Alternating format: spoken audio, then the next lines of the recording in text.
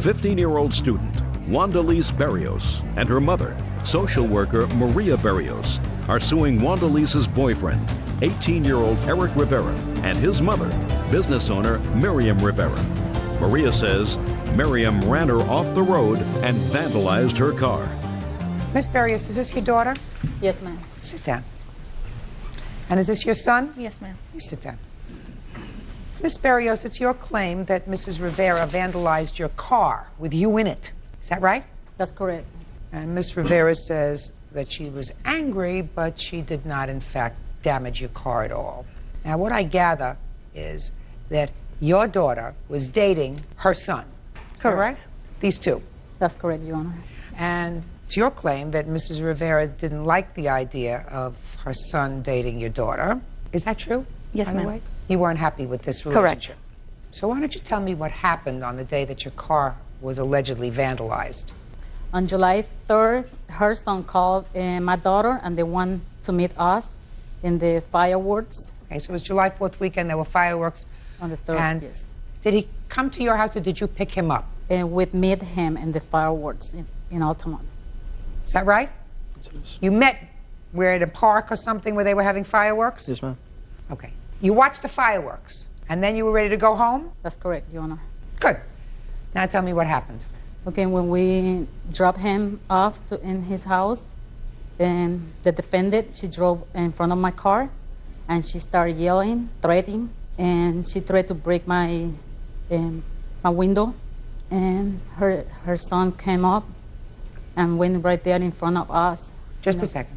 She's in her car, you're in your car. Correct. Did she get out of her car? Yes, ma'am. Did you get out of your car? No, Your Honor. You stayed in your car, but she pulled up in front of you, cut you off? Correct. Yes, Your Honor. And got out of her car. What about her son? Did he get out of the car? We dropped him already. He was in his house. Okay, so he came out of the house. He ran out of the house, and he stepped between the defendant and I, right there by the window, because she tried to break the window with her elbow. And you're sitting in the driver's seat? Yes, ma'am. Then what did she do? And I did not respond to her request because the prior incident that I have with her, that she assaults me. So I did not respond to her request. And she wanted you to get out of the car? Yes, that way she could fight me. So I did not get out of the car, and I told my daughter, let's leave here, because prior to that, she grabbed since I don't open the window, she grabbed my windshield wiper. She smashed it because she was really mad and broke it. And then with her both fists, she was really pissed and bumped my car. So at that time, I told my daughter, let's get out of here, let's report it. I went on reverse, I left the scene. She continued following me to my house. That's what I found out. I went to the police report, and I reported. And I put an injunction on Miss Rivera. You have photographs of the car? Yes, Your Honor. Can I see it, please? Are you two young people still dating each other or not? Yes. So I assume you don't want to be here? No. You don't want to be here? No. You don't want to be here. Is that right? No. Okay. Okay. Ready to hear you. Well, the incident on actually the 3rd of the morning of the 4th of July happened all because my son and his girlfriend, Diana, was attending my child who's mentally handicapped and my daughter, which is 11 years old. This lady had the audacity to go out there and pick him up, left my two children alone with another 17-year-old child when he and her were supposed to watch my children, where my son walked away and got lost in the park where the fireworks were. And it was almost 2 in the morning by the time I was able to pick up my children from the park in the traffic. And when I got home, she was just dropping him off without no permission of mine, no knowledge where my son was. And I knew he was with her because his girlfriend, Diana, That's not Diana. No, that's not Diana. He has 2 girlfriends. Yes. And it might be 3, but right now 2. Anyway, when I got home, yes, I was very furious, capable of, even if she would have got out of the car, I would have smacked her really good, because how a mother could leave a child who is mentally handicapped. And just slap him. Well, I did that. Why just slap him? What are you slapping her for? Because she's the adult. She should have left him where he was. Just a second. You're not claiming she picked him up at your house. No, she went behind my back as a parent and picked him up in the park. How do you know that? That she went behind your back? How is she supposed to read your mind about what arrangements you had with your son? Because she knew. How does she know? Because he told her. Oh, baloney. But you're assuming that. True. You're assuming that. True. How tall are you? 6 foot, 6 feet. Healthy, right? as far as I know. How old are you? 18. And an adult. And if he's 17, he was still 6 feet tall and very healthy. Yes. Right? Are you suggesting to me, Miss Rivera, that your son went to Miss Berrios and said, I'm supposed to be minding my 2 siblings, but I'm going to blow them off and leave them here by themselves. So could you please give me a ride home? Is that what you think he said to her? That's what you're assuming, because you want to be mad at somebody instead of being mad at him. You're mad at her. What are you mad at her for? Because it's not the first incident that this happens. Put the blame where it's supposed to be. By the way, where were you July 3rd? I was at my house. Why weren't you taking care of your children? Because he was old enough to do it, and he wanted to go to You Red were Hot just and a second. Boom. He was old enough to do it because you thought he was responsible enough Correct. to do it. Clearly, he wasn't. Well, I learned my lesson in that part. So that was your error in judgment. You don't take that out on her car. I did not touch her car, ma'am. Oh, yes, you did. Oh, yes, you did. There is no question in my mind that you broke the windshield wipers off her car and smashed down with your fist on her car, causing a dent. Absolutely no question in my mind. And I'm not going to put these 2 young people in a position of having to testify because it just seems unfair to have to do that. I don't know if this is the girlfriend you want to be with or one of your other 2. That's your business.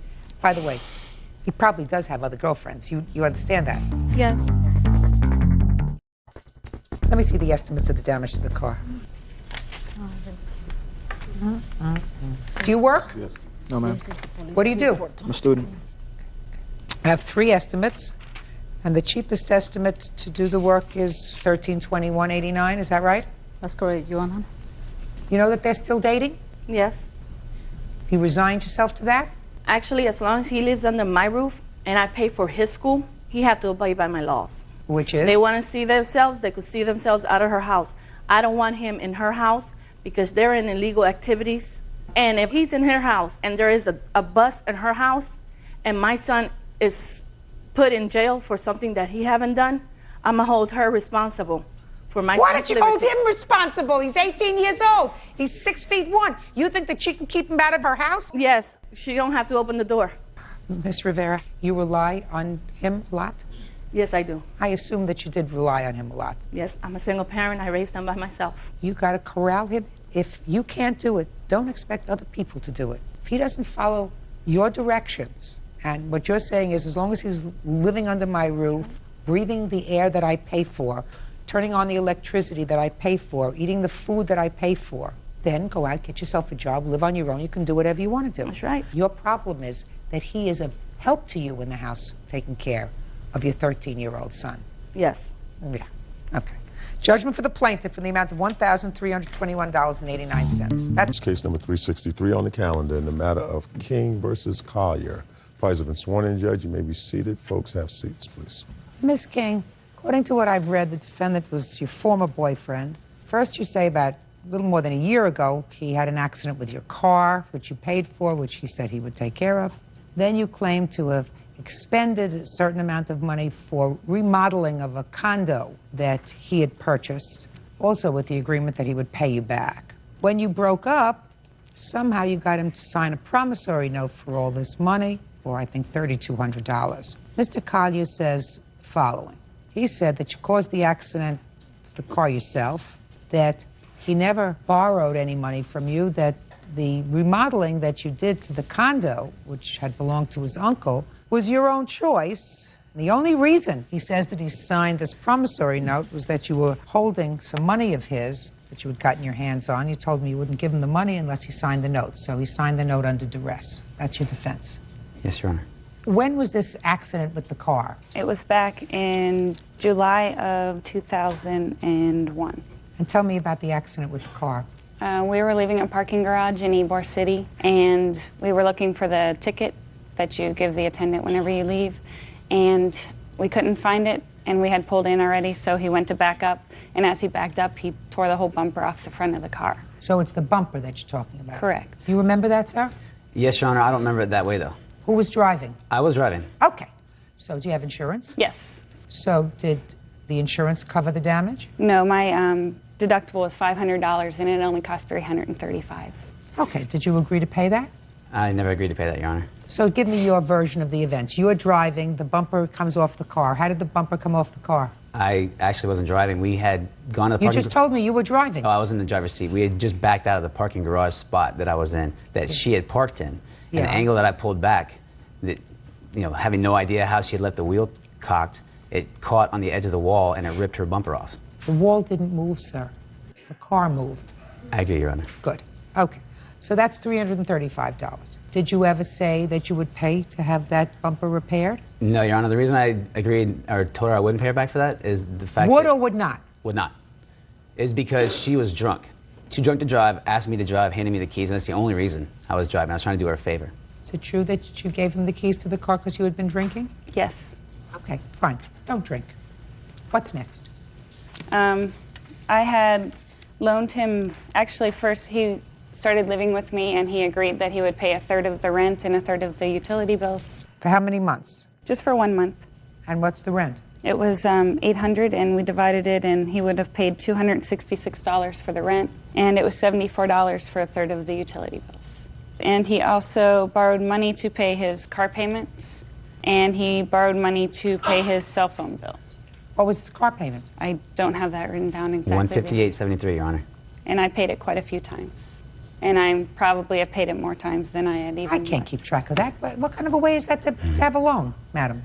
Because I was dating him, and that's things that you do. And then finally, we have the stuff for the apartment. Let's hear about the stuff for the apartment. It was for a condo that his uncle owned, and we had agreed that he would move in. I was still living with my roommate, so I couldn't move out at the time.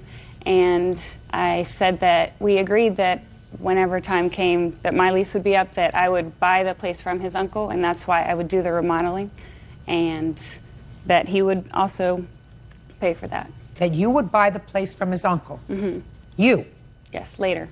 You, not the two of you, you would buy the place for his uncle, so you were going to remodel it for when you bought it? Correct. Had you discussed that with his uncle? No. Just with him? Just with him. Well, what made you think his uncle wanted to sell it? He discussed him buying it from his uncle. He owner leased it to me, Your Honor. So he was selling it to me. And you discussed selling it to her? Yeah, yes, Your Honor, yes. And that's why she decided to remodel it. Is that right? Correct, Your Honor. And then you decided not to sell it to her. Is that right? No, she left, Your Honor. Or she left. Whatever. Listen, I'm telling you this, Miss King. I'm unimpressed with all of these loans that you claim. Without a promissory note, the one that you say you have, yes, I do, Your you Honor. wouldn't get any money. I'm going to tell you why. Because if you remodel this place in anticipation of you purchasing it, so you were really remodeling it for yourself, there was no loan to him of that money. You remodeled it because you were going to live there. That was your foolishness. You don't remodel a place until the title of it is in your name. Correct. You want to do it fast? You do it fast, that's your problem. So now I'm going to take a look at the promissory note.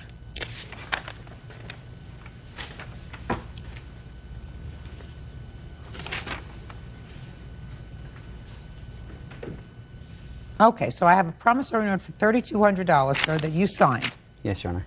Now, let me hear the circumstances surrounding you signing this promissory note.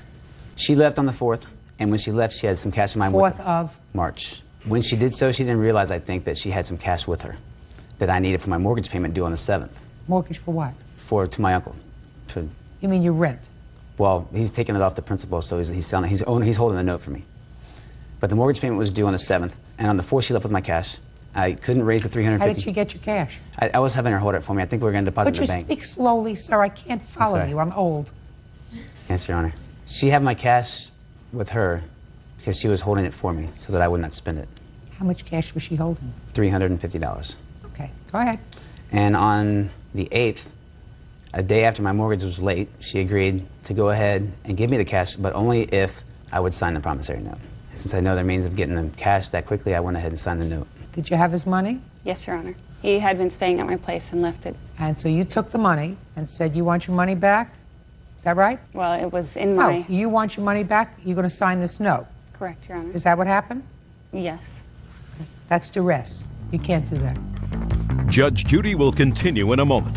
And later today, She wants... Sherry King says her ex-boyfriend, Keith Collier, owes for damage to her car and unpaid loans.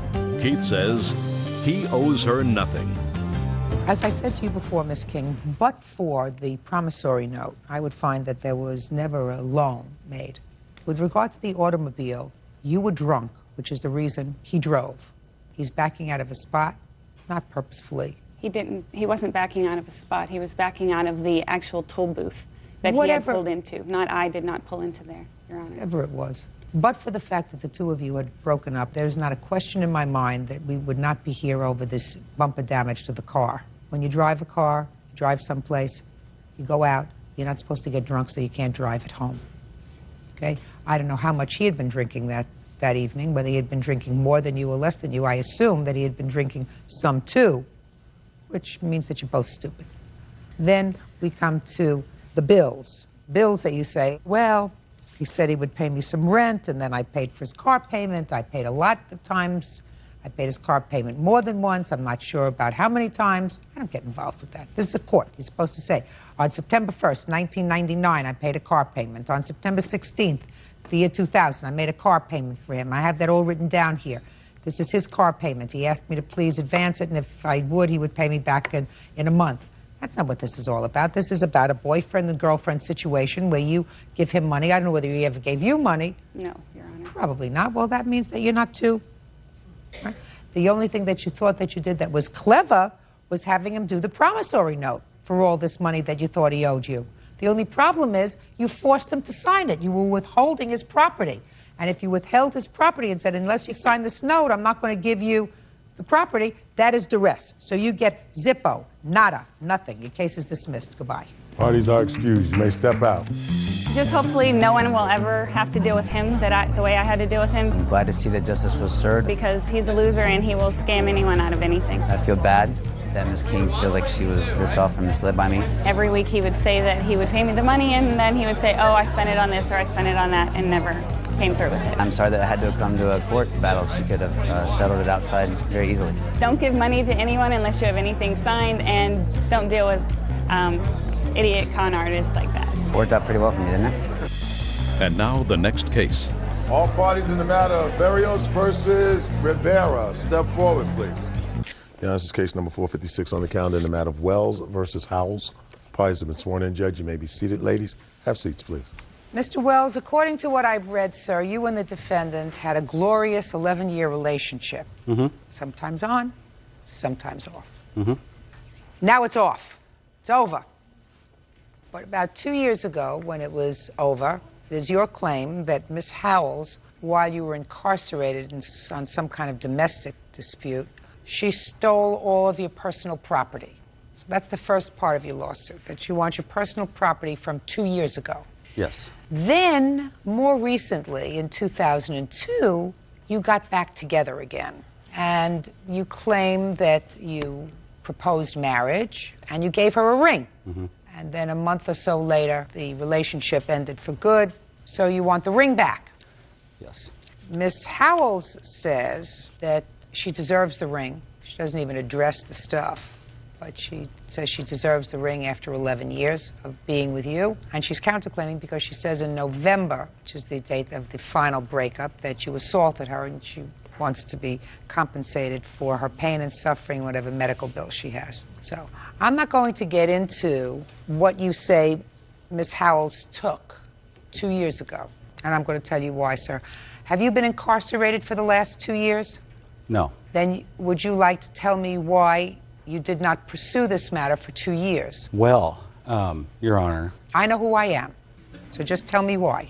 The reason why is because we have been together and on and off so many times that I've lost count, and these things that I want are things that I bought with my own money. I've paid Ms. Howells numerous amounts of cash and dining and trips to Mexico, et cetera, et cetera, et cetera, and I've been slapped in the face, and I'd like to have my things back. Well, you should have been more vigilant, Mr. Wells. Courts set up to deal with divorces. They're not set up to deal with almost marrieds, almost together, 11-year relationships that don't pan out. You had 2 years in which to act, you didn't. But I'm going to get to the ring for a second. Where's the ring, Miss Howells? The ring, I returned to Costco in Medford, Oregon, and gave them a picture of the attack of my right arm, and they returned the money to me. How much money did they return? $1,099. That's what you owe him. $1,099. Is that what you paid for the ring, Mr. Wells? Yes. An engagement ring is given in anticipation of getting married. You didn't get married, you don't keep the ring or the value thereof because you returned the ring. You don't keep the cash because you feel as if you deserve it. You don't. If you're foolish enough to live with somebody who abuses you and who makes your life miserable, that's your problem. You don't get to keep the ring. So you get $1,099, sir, on your complaint. Okay. Now we're going to get to your counterclaim. I want you to tell me what happened in November when you claimed that Mr. Wells assaulted you. Okay, Mr. Wells and I, being he was having some behavior problems, I was going to drive us to a Christian marriage counseling. It was a 2-day seminar. We tried to find the place where it was going to take place and could not find it. So we decided to just go to dinner and, and forget about it. So we went to dinner, had a couple drinks, and then on the way home, we stopped at this nightclub. It's a steakhouse nightclub. He started verbally accusing me things of looking at some guy in the bar and things like that, starting a fight. And I was having a good time. And anyway, so we get to my home, and, it escalated. So we get out of the car, go in the house, and he all of a sudden just turned into a totally different person and told me that, called me some names, and then he told me he was going to kick that TV in, the big screen TV, and he was going to slap me in my face, and he was going to walk out the door and get a taxi and go home. Well, he didn't have any money. So he grabbed my phone and proceeded out the door with it. I said, "Give me my phone back." Anyway, he slammed it down on the cement. I said, "Scott, calm down." He came back inside my home, and he just was out of control. I said, "I will give you the money to take a taxi, if that's your big, thing." I go, "Why can't you just get along with me and we can just, work this out? Why do you have to be like this?" And anyway, he grabbed my purse at one time, ran to the door, and then I ran after him and got my purse away because I had some money in it. We kind of backed up. I kind of backed to my kitchen counter, and something in my heart told me I just better make it to the door and scream because of the way he was carrying on and going out of his mind.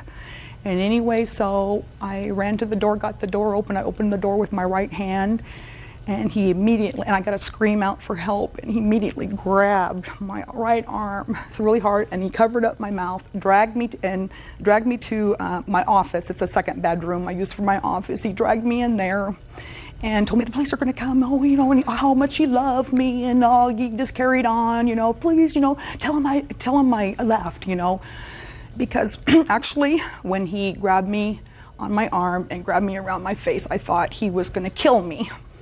Okay, so he grabbed you by the arm, put his hand across your mouth and said, "Please don't scream because the police are going to come. Yes. Tell them I'm not here." Okay. Let's go. Okay, so then the police came, and anyway, he hid in my closet, and they pulled him out of the closet, but he had put something in one of my shoes. What did he put in one of your shoes? I have the police report, Your Honor. What did he put in your shoe? Meth, drugs. Drugs. So who was arrested? He was arrested. What about I didn't press charges. What about you? No, I went in and did a urinalysis in my bathroom. They gave me the cup, and I'm clean. What about him? No, they took him to jail. Judge Judy continues in a moment. I'm not a drug user. So this was an isolated instance? Yes, it was. Yeah, right. And later today. Your Honor, she knew I was going in the hallway. That doesn't mean anything if she knew you were going in the hallway, Miss Davis. Yes, Your Honor. This is how it was. No, it wasn't. Stop making it up as you're going along. Real cases, real people. Judge Judy. Charles Scott Wells says ex-fiancée Linda Howells owes for the return of property and an engagement ring. Linda says he bought the ring at Costco and she returned it. All right, Mr. Wells, let's hear your version of the events of the 3rd of November, 2002. Well, I call this the abuse of the legal system, and here's why. Ms. Howells had made a statement to her neighbor, "If I'm murdered, then it's my boyfriend who did it." Well, that was early in the afternoon. Miss Howells picks me up that evening, takes me out to dinner, takes me back to her house, goes outside, screams help, I get arrested. That's the short version of it. I mean, that's just one incident. And I've got proof right here. I'd like to see it. Also, Miss Howells is sue crazy. She's got 7 lawsuits going. Here's one that's just recent, a whiplash case. That, Shh, I'm not interested in a whiplash case. Let me see proof, sir. This from here in the second page. Why were you hiding in the closet? The reason I was hiding in the closet is because of an incident that happened 2 years ago that was similar to this, where she had called the police, had me arrested, said that I had threatened her. I went to jail, and that's when I lost my belongings out of my house. The So reason is that I why was you in were the hiding? closet is What about the drugs? The drugs, I don't do drugs now as isolated incidents. Just a second. What were the drugs doing in her shoe? I had put them there. Why? Because when Miss Howells opened the door for the police, she said, he's hiding in the closet. Well, what were you doing walking around with the drugs? I was on my way. Methamphetamine. What were you doing walking around with? It was a foolish mistake, Your Honor. I mean, it was something I am very embarrassed about. What did you plan to do with it, sir? Pardon? I mean, were you going to frame it? I was going to snort it. Had you snorted any of it before? In the past? Yes. No, I'm not a drug user. It's So this was an isolated instance? Yes, it was. Yeah, right. Were you given a urine test when you got to the precinct? Yes. Is it negative or positive? I'm not sure what the results were. Really? All right. Let me see your injuries, please. Okay. And here's a copy of the police report, what happened. And then there's that on my arm.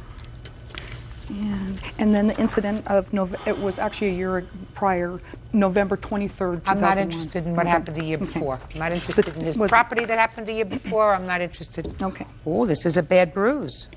Very bad. And I had a 5-hour shoulder surgery in 1997 on my shoulder. Oh, please, I'm not interested in the year of the flood, madam. And Your Honor, Well, there was no... No, Your Honor, it caused me paralysis, his grabbing me. Okay, right now you look just fine, but he gave you a nasty bruise. There was no report of that when the incident happened with the police. This is all Because I didn't fabricated. press charges.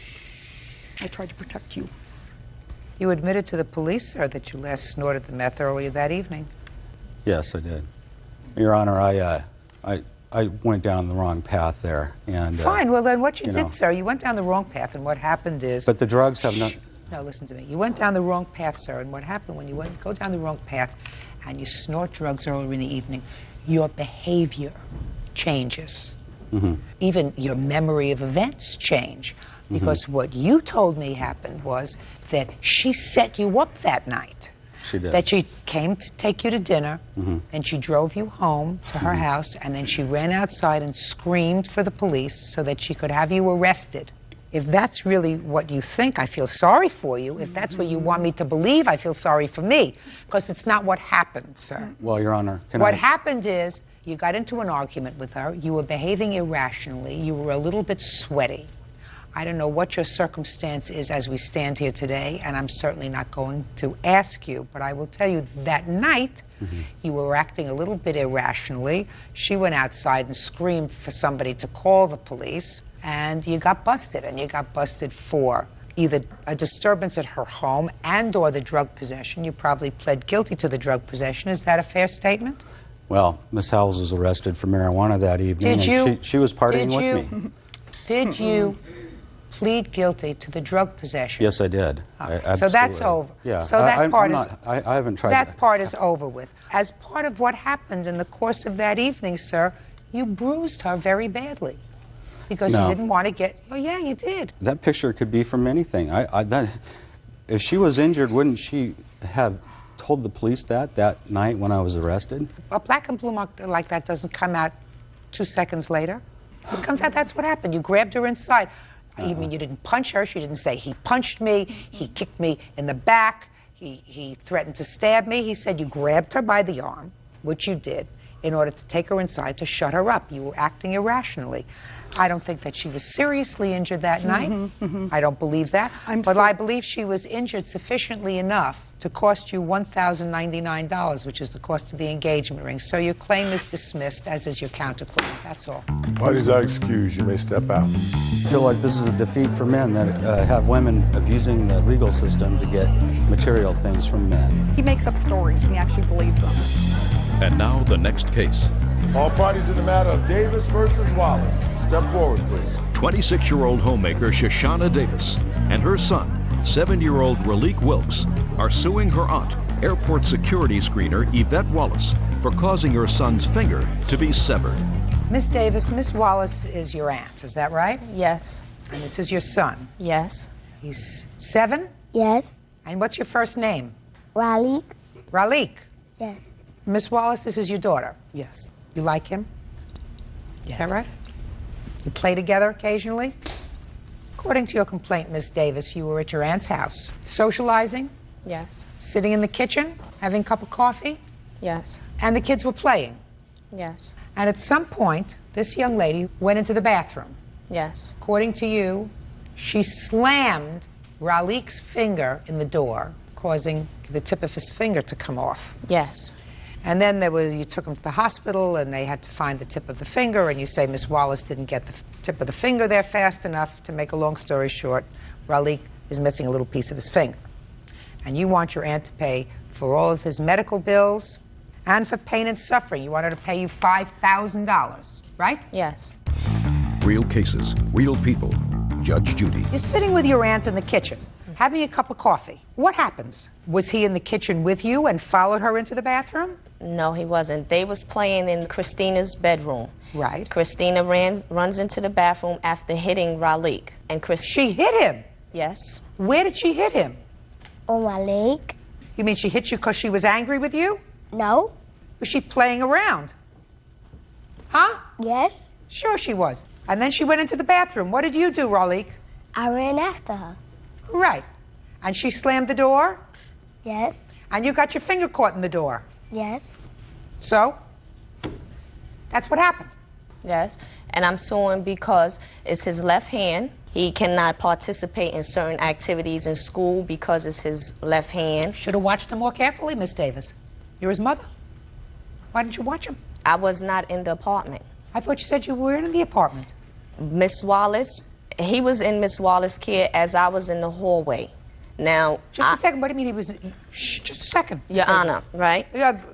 Okay. I thought you just told me you were socializing with your aunt. We was engaging in conversation. Who was?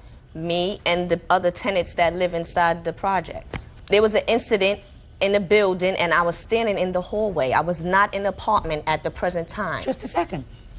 You didn't leave him in her care. Just because she stayed in the apartment and minded her own business, you went outside to mind somebody else's business. If you were so concerned about your son's welfare, you should have stayed in the apartment. You're right, Your Why Honor. do you blame somebody else? No, I'm not blaming her at that matter. I'm blaming her because we do conjugate like that. Fine. Well, then why are you blaming her and suing her for this incident that occurred that had no fault on her part? Okay. None at all. Her daughter was playing with your son. He ran after her in the bathroom. Yes. She slammed the door. Yes. And he got his finger caught in the door because Yes. he put his finger in the door. Why should she pay you $5,000? Why? Because while we was there, no one ever, Christina never apologized. Plus, because of his, this is permanent defective. But He that has to doesn't have mean that surgery. just because he's got a permanent injury doesn't mean that your aunt is liable for that injury. Why not? If it was done in her house in... You brought your child there. Yes. You are responsible to supervise your child, not her. You. Yes. If you had brought your child there and said to her, will you supervise and take care of Raleek while I go to the store? But Your Honor... I'm speaking. Okay.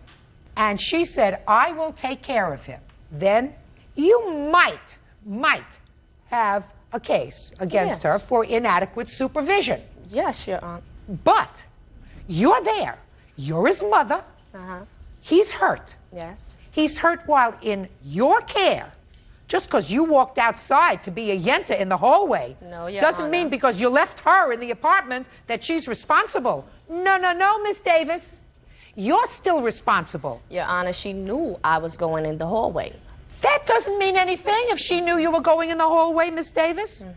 Doesn't mean anything. She has to assume the responsibility and say to you, I will take care of your son while you go out. Yes, Your Honor. This is how it was. No, it wasn't. Stop making it up as you're going along. Never. Never. Your case is dismissed, Miss Davis. I want you to get a life. Be responsible. It's your son. You take care of him.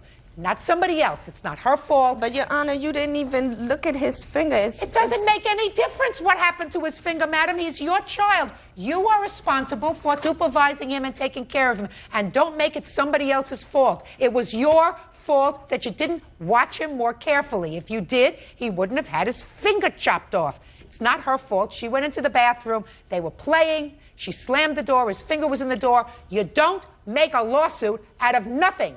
Goodbye. This is case number 439 on the calendar in the matter of Elite Limousine versus Armstrong. Parties have been sworn in, Your Honor. You may be seated. Folks, have seats. Who's going to speak on behalf of Elite Limousine? I will. Good. I'm Deborah Williams.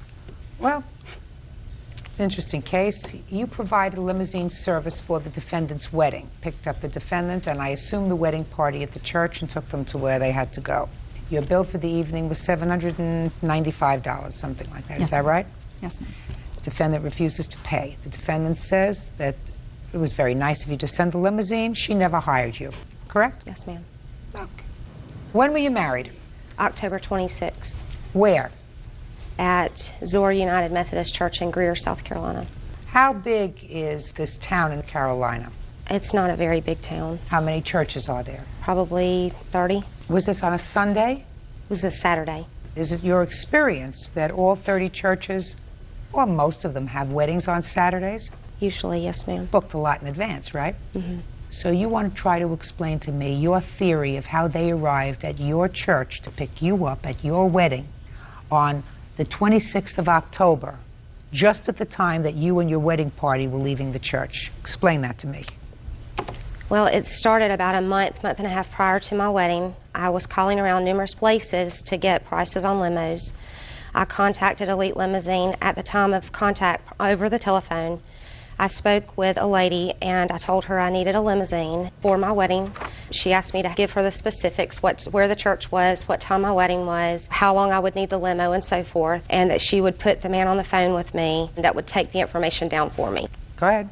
Okay, once he got on the phone, I gave him the specifics as far as date, where the wedding was going to be held, the times I needed the service, and at that time he told me that it would be $795 and that it required a $150 deposit. I told him at that time on the phone that I was not prepared to pay the deposit because I'd like to speak with my fiance. He told me that would be fine. What he would do is keep the information I'd given him, and I had until 5 o'clock that day to call him back with a $150 deposit, and if I did not call back, it would cancel out and the reservation would not be held up. So I spoke with my husband. We decided not to do it, and because he told me I didn't have to call back, if I didn't pay the deposit it would cancel, I never called back. The day of my wedding, I walk out of the church and there's a limo there. No, stop a second. That's how they got to your wedding, according to you? Yes, ma'am. How many people were in your wedding party that ultimately used the limousine? There were 3 bridesmaids, 3 groomsmen, 2 flower girls, a ring bearer, and my husband and I, and 2 ushers. How did you all get to the church? We drove our own personal vehicles, and prior to the wedding, we had all decided that we would follow each other to the reception. That was our intentions after the wedding, to carpool to the reception.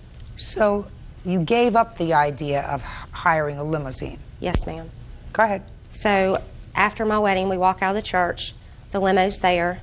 Everybody's amazed, and I've got a videotape showing the actual footage where we're walking out of the church.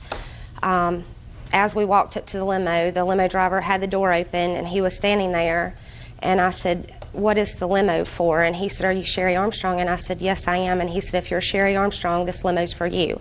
And I said, "Wait a minute." I said, I don't understand. I didn't rent a limo. He says, "If you're Sherry Armstrong, it's paid in full, everything's taken care of." Okay. So we got in the limo. Got in and you went. And that's how it happened. So you thought it was a gift from Exactly. somebody. Now I'll hear your side, Miss Williams. Well, I think it was late evening in August. Miss Armstrong called. When I answer the phone, I always give people rates of each vehicle that we have. Well, she says that nobody gave her the rates. First And thing then- we do anytime we answer the phone. Do you remember her call specifically? I do. Well, then I want you to Actually- tell me her call specifically, if you remember. I do. My husband took her call. Okay, then if this is your husband, so let me hear you. Yes, ma'am, I did. She called, and she was a very nice lady, and she had some unusual requests. She told me that she was on a budget. We understand that. She initially booked a Navigator. We have a Navigator SUV Super Stretch. So I told her to help her out. I would do what we call a split run, which we don't normally do, but the church that she was at, is a well-known church in our community. Our shop is also located in Greer. So usually... Don't tell me usually. Okay. She says, and it sounds logical to me, that if you were going to hold this date of October 26th, that would have required a deposit. What she says has a ring of truth to it, that she was told that you'll hold the date for her till the end of the day, then you're going to need a deposit to hold the date permanently and to show up at the wedding. No, ma'am. She told me she would like to book the vehicle. A deposit is customary, but it's not something we do all the time. Yes, ma'am. And the reason I waived the deposit in this case is she said she didn't have a credit card. She would pay cash the day of the service. She did book the car. She gave me the information where to pick her up at the church. She said she was going to the City Club, from the City Club wherever, which was after their reception. And the reason I gave her a flat rate is because we did do a split, and she wanted to be picked up back at 4 o'clock from 4 to 8. The reason I waived the deposit is because I did have all her information, and I had her work phone number, and I had the church. So I had no reason to believe that it was a call that would be somebody, playing a joke or anything. I'd like to see the contract that you say she signed. This is the contract. That was the total amount, and I'll explain that to Judge. I just want to see her signature and tell me when you sent her the contract.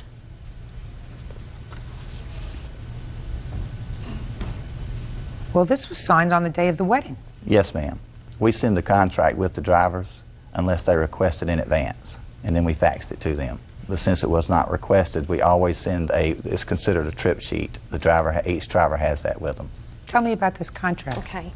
That contract was explained to me as a damage waiver. 5 hours into I'd already been to my reception. The limo picked me up at 4 o'clock, like he was supposed to.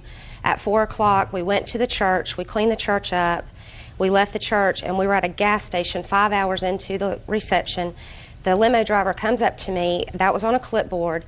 He said, "Miss Armstrong, I apologize. I'm a new employee." He said, "This should have been signed prior to you getting in the limo at the church." He said, "All this is a damage waiver stating that if you have broken glass, any damages to the limo, you will be responsible for it." And I said, "That's all it is?" He goes, "Yes, ma'am, it is." And then he made a joke, and he says, "Your first official signature is Mrs. Armstrong." Well, I signed it, he walked away, and that was it. Judge Judy continues in a moment. You and your husband got in the car, 1, 2, 3, snap, snap, snap. If you think that's a gift, you come out of the church, you stop, you say, "My God, what is this? My goodness gracious me, where did this come from?" Real cases, real people. Judge Judy. Deborah and Gregory Williams claim they've yet to be paid for a limousine rented for Sherry Armstrong's wedding. Sherry denies ordering the limo. Okay, Mr. Williams, you have your driver here? Yes, ma'am. I'd like to see your driver. I'm Gene Thompson, Your Honor. Did you make a mistake, Mr. Thompson, that day? No, ma'am. Mr. Williams, did you make a mistake, sir? No, ma'am. I'm not so sure. I mean, I've dealt with limousine services before, and it's not usually handled this way. Well, it's a judgment call for us waiving the deposit. It's not a judgment call, Mr. Williams. It's business. If you told me that you knew this lady, that she came as a reference, that she came through a relative, that you knew her at all, and you decided that you were going to waive the deposit and hold the date anyway, maybe I could understand that. But someone who's calling you from the yellow pages that you don't know from a hole in the wall, you don't waive the deposit and hold that date and hold your Suburban. What if somebody else calls you and then she decides at the last minute that she's not going to use your service? Ms. Williams can answer that. She did call back and she reconfirmed the date. Oh, really? Yes, Tell ma'am. me about that. About a week prior to the event, I got a call. I would assume it was Miss Armstrong. She did not say she was. She was calling to check to be sure that her limo was confirmed. and she spoke about the number of people that would be in there. I said the limit in the Navigator is 15 people. She asked if more people could get in there. I said, no ma'am, that's the capacity. We have a larger vehicle. I never called back. I did ask them about the capacity, the first call I made about a month and a half prior to my wedding. I never called them, nor did I go down there or pay any type of deposit. I didn't ask you about going down there, paying any kind of deposit. I asked you about a telephone call. I called one time, and it's a month and a half prior to my wedding, and that's it. How many other limousine companies did you call? Probably, I would say at least 8. Who was the cheapest? They were, actually. Then what changed your mind about having a limousine pick you up at the wedding? My fiance and I talked about it, and we just decided for $800 it just wasn't worth it, so we decided not to do it. And I'd like to see your video. Okay.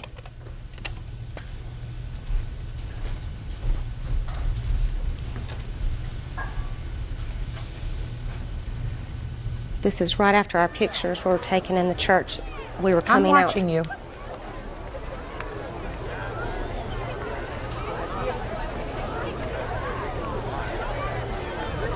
Whose car is the black car? Is the dark car right over there? The black car there, I'm not sure, that must be a guest. And it was as you were coming out there that you saw the limousine? Yes, ma'am. I don't believe you. I don't believe you. I have to make a judgment. They say that you called and reserved this limousine. You say you did not. You thought it was a gift. That is not what happens when you think that that's a gift. If you think that's a gift, what you say is you stop, you come out of the church, you stop, you say, my God, what is this? You turn around to the person driving the car and you say, my goodness gracious, put your hand down. My goodness gracious me, where did this come from? I didn't order this. This must be some mistake. You and your husband got in the car, 1, 2, 3, snap, snap, snap. Took a picture. I didn't see anything that says, where did this come from? This must be some gift. $795 judgment for the plaintiff. Goodbye. Parties are excused. You may step out. They made the reservations. They knew it wasn't paid for. I never signed a contract. She said she'd take care of everything at the end of the evening. At the end of the evening, they were very intoxicated. The limo driver told us repeatedly that it was paid for. They were getting unruly. I just feel like I'm not responsible. I told them, go ahead and just let them out. I would handle it in the morning. We assumed, which we shouldn't have, that the limo had been taken care of by a family member or someone else in the party. They had 3 hours before the reception, before the driver came back to find out who had rented the limousine. We had no idea. And now the next case. All parties in the matter of Little versus Whitlock Whitehead. Step forward, please. 19-year-old student Crystal Biddle and her mother Gail are suing schoolteacher Darlene Whitlock and her brother, 25-year-old student Dale Whitehead, for the value of a totaled car. What's your first name? Crystal. Crystal. Is this your mom? Yes. And yours? Darlene. I'm Dale. According to your complaint, you had cars in school. You were in school and you were in school. Is that right? Correct. And you had one car, you had another car, your cars were parked next to each other in a parking lot. Is that right? Yes. Your car, without any indication of any fault on your part, you weren't even there, caught fire and was destroyed. Correct. Your car was next to his car and was also destroyed. Yes. You want them, you're the owner of the car, Yes, ma'am. to pay the cost of a new car or a replacement car. Yes. Tell me why. Real cases, real people. Judge Judy. Go ahead. Well, I should not be tormented for somebody's car who had electrical problems shoot into my car and start on fire. It's not fair to me. How do we know that the car had electrical problems? In the report it says... Can I see the yes. report, please?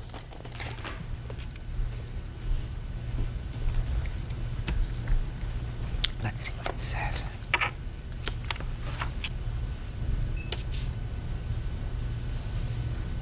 So there are several cars involved in this, and it's clear that, according to the fire report, it says the Ford van was the vehicle that the fire started in the electrical wiring. Yes. So why don't you sue Ford? What are you suing him for? He's the one who owned the car. Would it be my fault?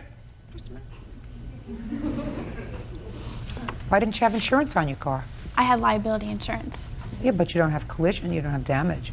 That's just... This is, look, I'm trying to think of an example to give you that would probably make it more palatable to you. When there is a fault, you target the person who's at fault, person or entity that's at fault if they cause you injury or damage, right? Yes. He was not at fault. He didn't create this car. There is no indication that he was aware or the owner of the car was aware that there were electrical problems with the car. So certainly they're not at fault. Now, are they absolutely liable for anything that happens as a result of their car? No. Not at all. What happens if they're driving along the street and a boulder hits their car and their car swerves and hits into your car? Certainly not their fault, because they didn't do anything that was negligent. So what you have to do is you have to have collision if you want to be fully protected, or else go after the people who made the car. If there was faulty electrical wiring, isn't that what you were told? No. Well, what were you told? We were just told to file a claim against the owner and the driver of the vehicle. For what?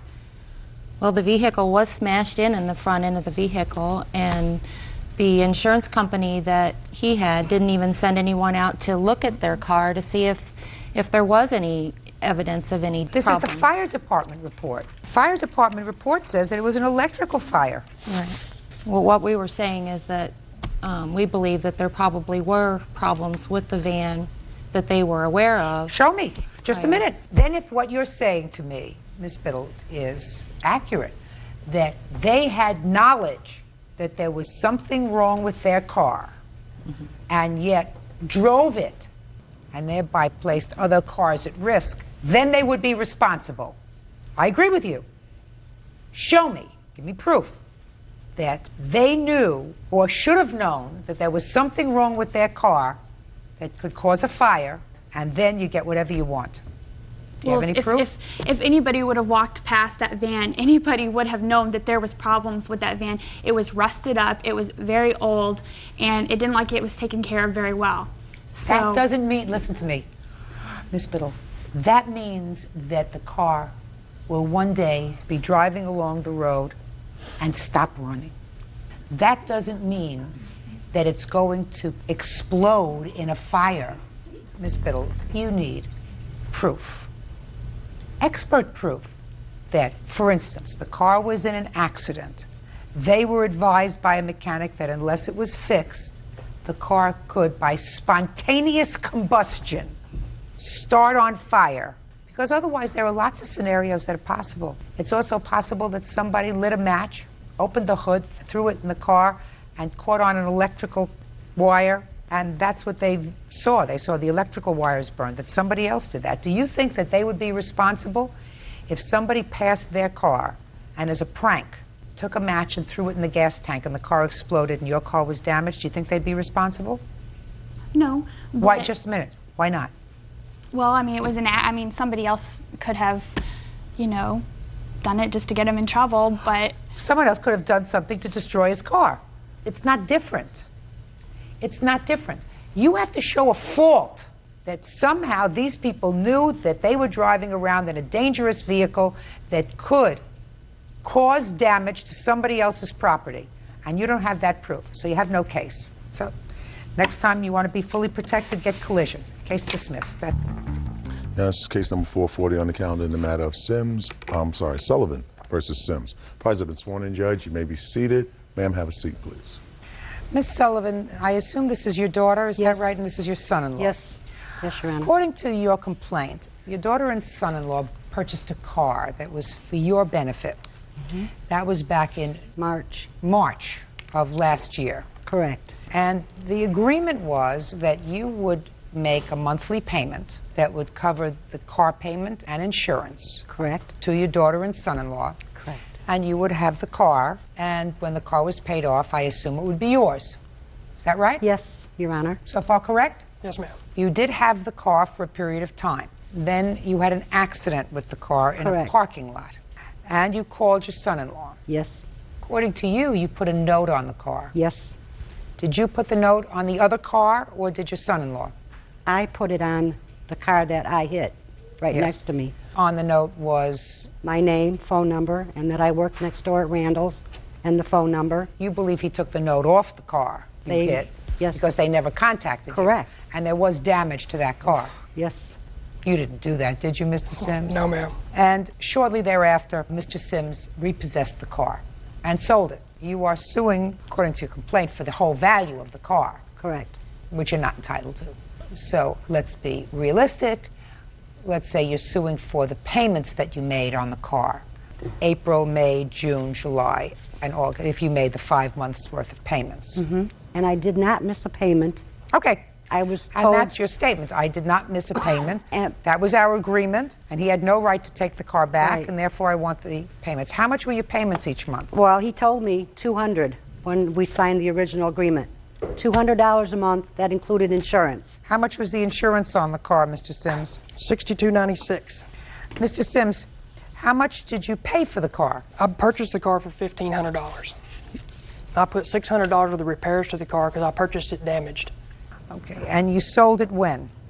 About 2 weeks ago. And how much did you sell it for? $3,200. And how much did you pay to fix it as a result of the accident that your mother-in-law had? What she did, she bent the door around to the fender. Just tell me how much you paid to fix it. $150, but it didn't fix it correctly. It just made the door open and close. It did not repair the car back to the original condition. Say nothing. Yet. Say nothing yet. All right. So let's say you spent $2,200 on the car. Correct. You sold it for $3,200, giving you $1,000 profit, and your mother-in-law gave you $137 a month times 5 equals $685.35. So you got that too. Correct. So this is going to take care of your counterclaim, because you're suing her for $660 for miscellaneous damages incurred in relation to the car. That's your counterclaim. That's out, because you had no loss, sir. You have a profit. Okay, I understand. You have a profit. So you suffered no damage. So your counterclaim is dismissed. Now let's talk about what your mother-in-law wants. Okay, I need to speak. Now I'm ready. He works at a body shop. He didn't pay nothing to have that car fixed. I don't care whether he did or whether he didn't. And he raised the payments. That has nothing to do with you. He raised my payments from To $200 to $230 a month. When did he Before change I made the first payment, I'm sorry. Just a second. April. Okay, April 230. 11th. He raised it. Is that right, sir? Well, is that right or wrong? She has proof. I'm sure she has checks or whatever. Is that correct? Yeah, we agreed on the raise of the payment. It was due to the insurance increase. So we have 230 less 62.96, 167.04 times 5, $835.20. I'm going to give you 1 minute, Mr. Sims, to explain to me why you don't think that you owe your mother-in-law $835.20. We had an agreement that she was going to purchase the car, like you said. But also in that agreement, no one was supposed to drive the car. Well, she was letting the other brother-in-law drive the car, which I had a witness see him in the car. Also, she took the car to Chicago against my wishes, taking it out of town. Our original agreement was that the car was mine. I purchased the car, put it in my name, I put the insurance in my name, I registered it in my name, and I told her, here's the car, this is what we're going to do. You pay the car to me each month, and then when 13 months are over, I'll sign it over to you, do whatever you like. But in the time that you're driving the vehicle, the liability is on me with my insurance and everything covering me. I don't want anyone driving it. Drive it, do your errands, run back and forth to work.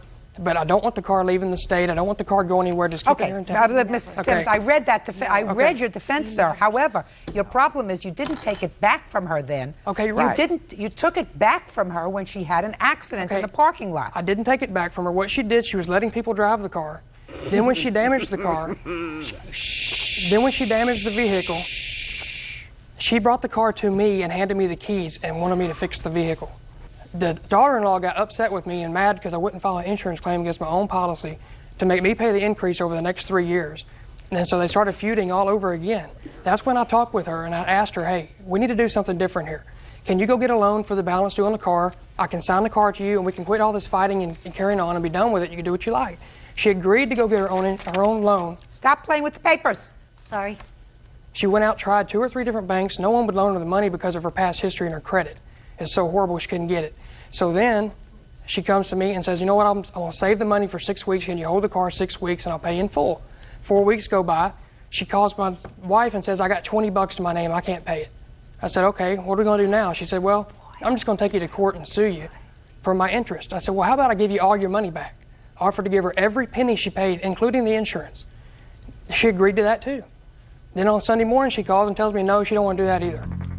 Judge Judy continues in a moment. I don't know whether or not you took off the note, if there was a note placed on the other car in the parking lot. If you did, that was a foul thing to do. And later today, the vet told us there was no way the cat could have broken its leg in 5 places just from tossing off the side. She had to have been pretty much slammed to the ground to have broken it the way it did. real cases, real people. Judge Judy. Phyllis Sullivan says son-in-law Chip Sims repossessed her car for absolutely no reason. Chip says Phyllis has been irresponsible with the vehicle. What you should have done, Miss Sullivan, is take him up on his offer. Because if he was willing to give you all the money that you paid in the car, including the insurance, you should have accepted it. Because from me, you're only going to get the money that you paid on the car itself, less the insurance. Your Honor. Yeah, what? The car, I mean, this was a business contract. I couldn't get a loan because I filed bankruptcy. Show me the business contract. Show me the contract. Show me what it says. Show me the contract. Something? Shh. Nobody drove that car. His so-called character witness has a warrant for his arrest for hitting a police officer. Would you please stop talking and hand me the contract? I'm sorry. You don't have one. There's the contract. This is my thing from bankruptcy. And no, listen to me. I asked you for the contract. Okay, I'm sorry. Did you ever have a conversation with your mother about somebody else driving the car? Yes, ma'am. Step up. Tell me when. Less than a month into the deal with the car. Tell me what the conversation was. I called her to let her know that we had spoken to a fellow family member who saw someone else driving the car. When I asked her about it, she proceeded to cry and say, I would never do something like that. You told me you didn't want anyone driving the car. I wouldn't do that. I would never hurt you or Chip like that. That's our agreement. I wouldn't let someone drive the car. Okay. I have to make a determination as to what your damages are, Miss Sullivan. Okay. And by the way, Mr. Sims, I don't know whether or not you took off the note, if there was a note placed on the other car in the parking lot. If you did, that was a foul thing to do. Otherwise, I cannot understand why somebody would not have contacted you to have their car fixed. It's not reasonable that if you come out and you see somebody left their name and number and said, I hit your car. Right. That they would not contact that person unless the note was taken off the car. In any event, I believe that you're entitled to, based upon this agreement, you're entitled to your money back, because this agreement says that if at any time I default upon my payments, Ronald has the right to take the car back, and I will forfeit any payments already made. She never defaulted on her payments, so you had no right to take her car back. I didn't take the car back. She brought the car to me. I don't believe that's true. And I believe that you made a profit. Now just shh, quiet. I believe that you made a profit on the car. You don't have to make a really handsome profit. So instead of making $1,838, you're only going to make $1,000 worth of profit. Because she'd already filed this suit once, which I had to hire an attorney to fight her the first time, that she never showed up to court.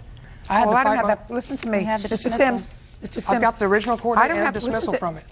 Pay careful attention to me, sir. Yes, I don't have that as part of a counterclaim. Right. In any event, what I'm telling you is, you have the right, if you sold the car, you made a profit. Your profit was in excess of $1,000.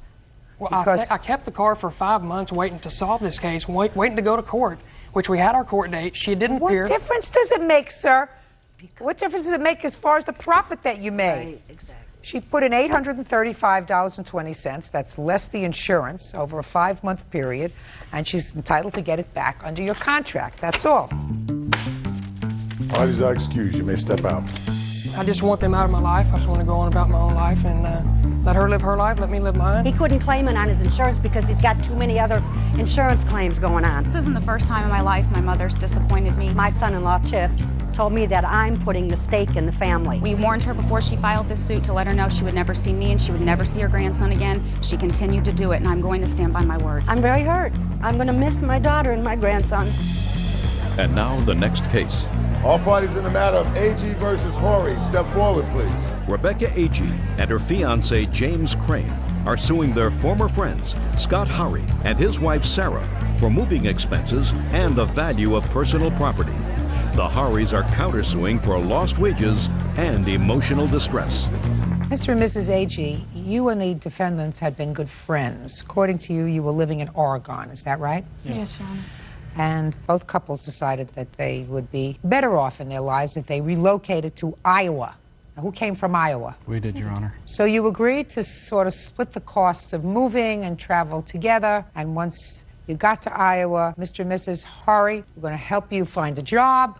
I don't know whether you're going to live together, but hopefully you would both live happily ever after in Iowa. Okay. Well, it didn't work out that way, and according to you, things turned sour on the trip. You claim that the Howrys owe you for expenses, property that they kept, mental anguish, and you also want them to pay for your trip back from Iowa to Oregon because it didn't work out. They say that they thought everything went along just fine. They have a counterclaim because they say that you aggravated them.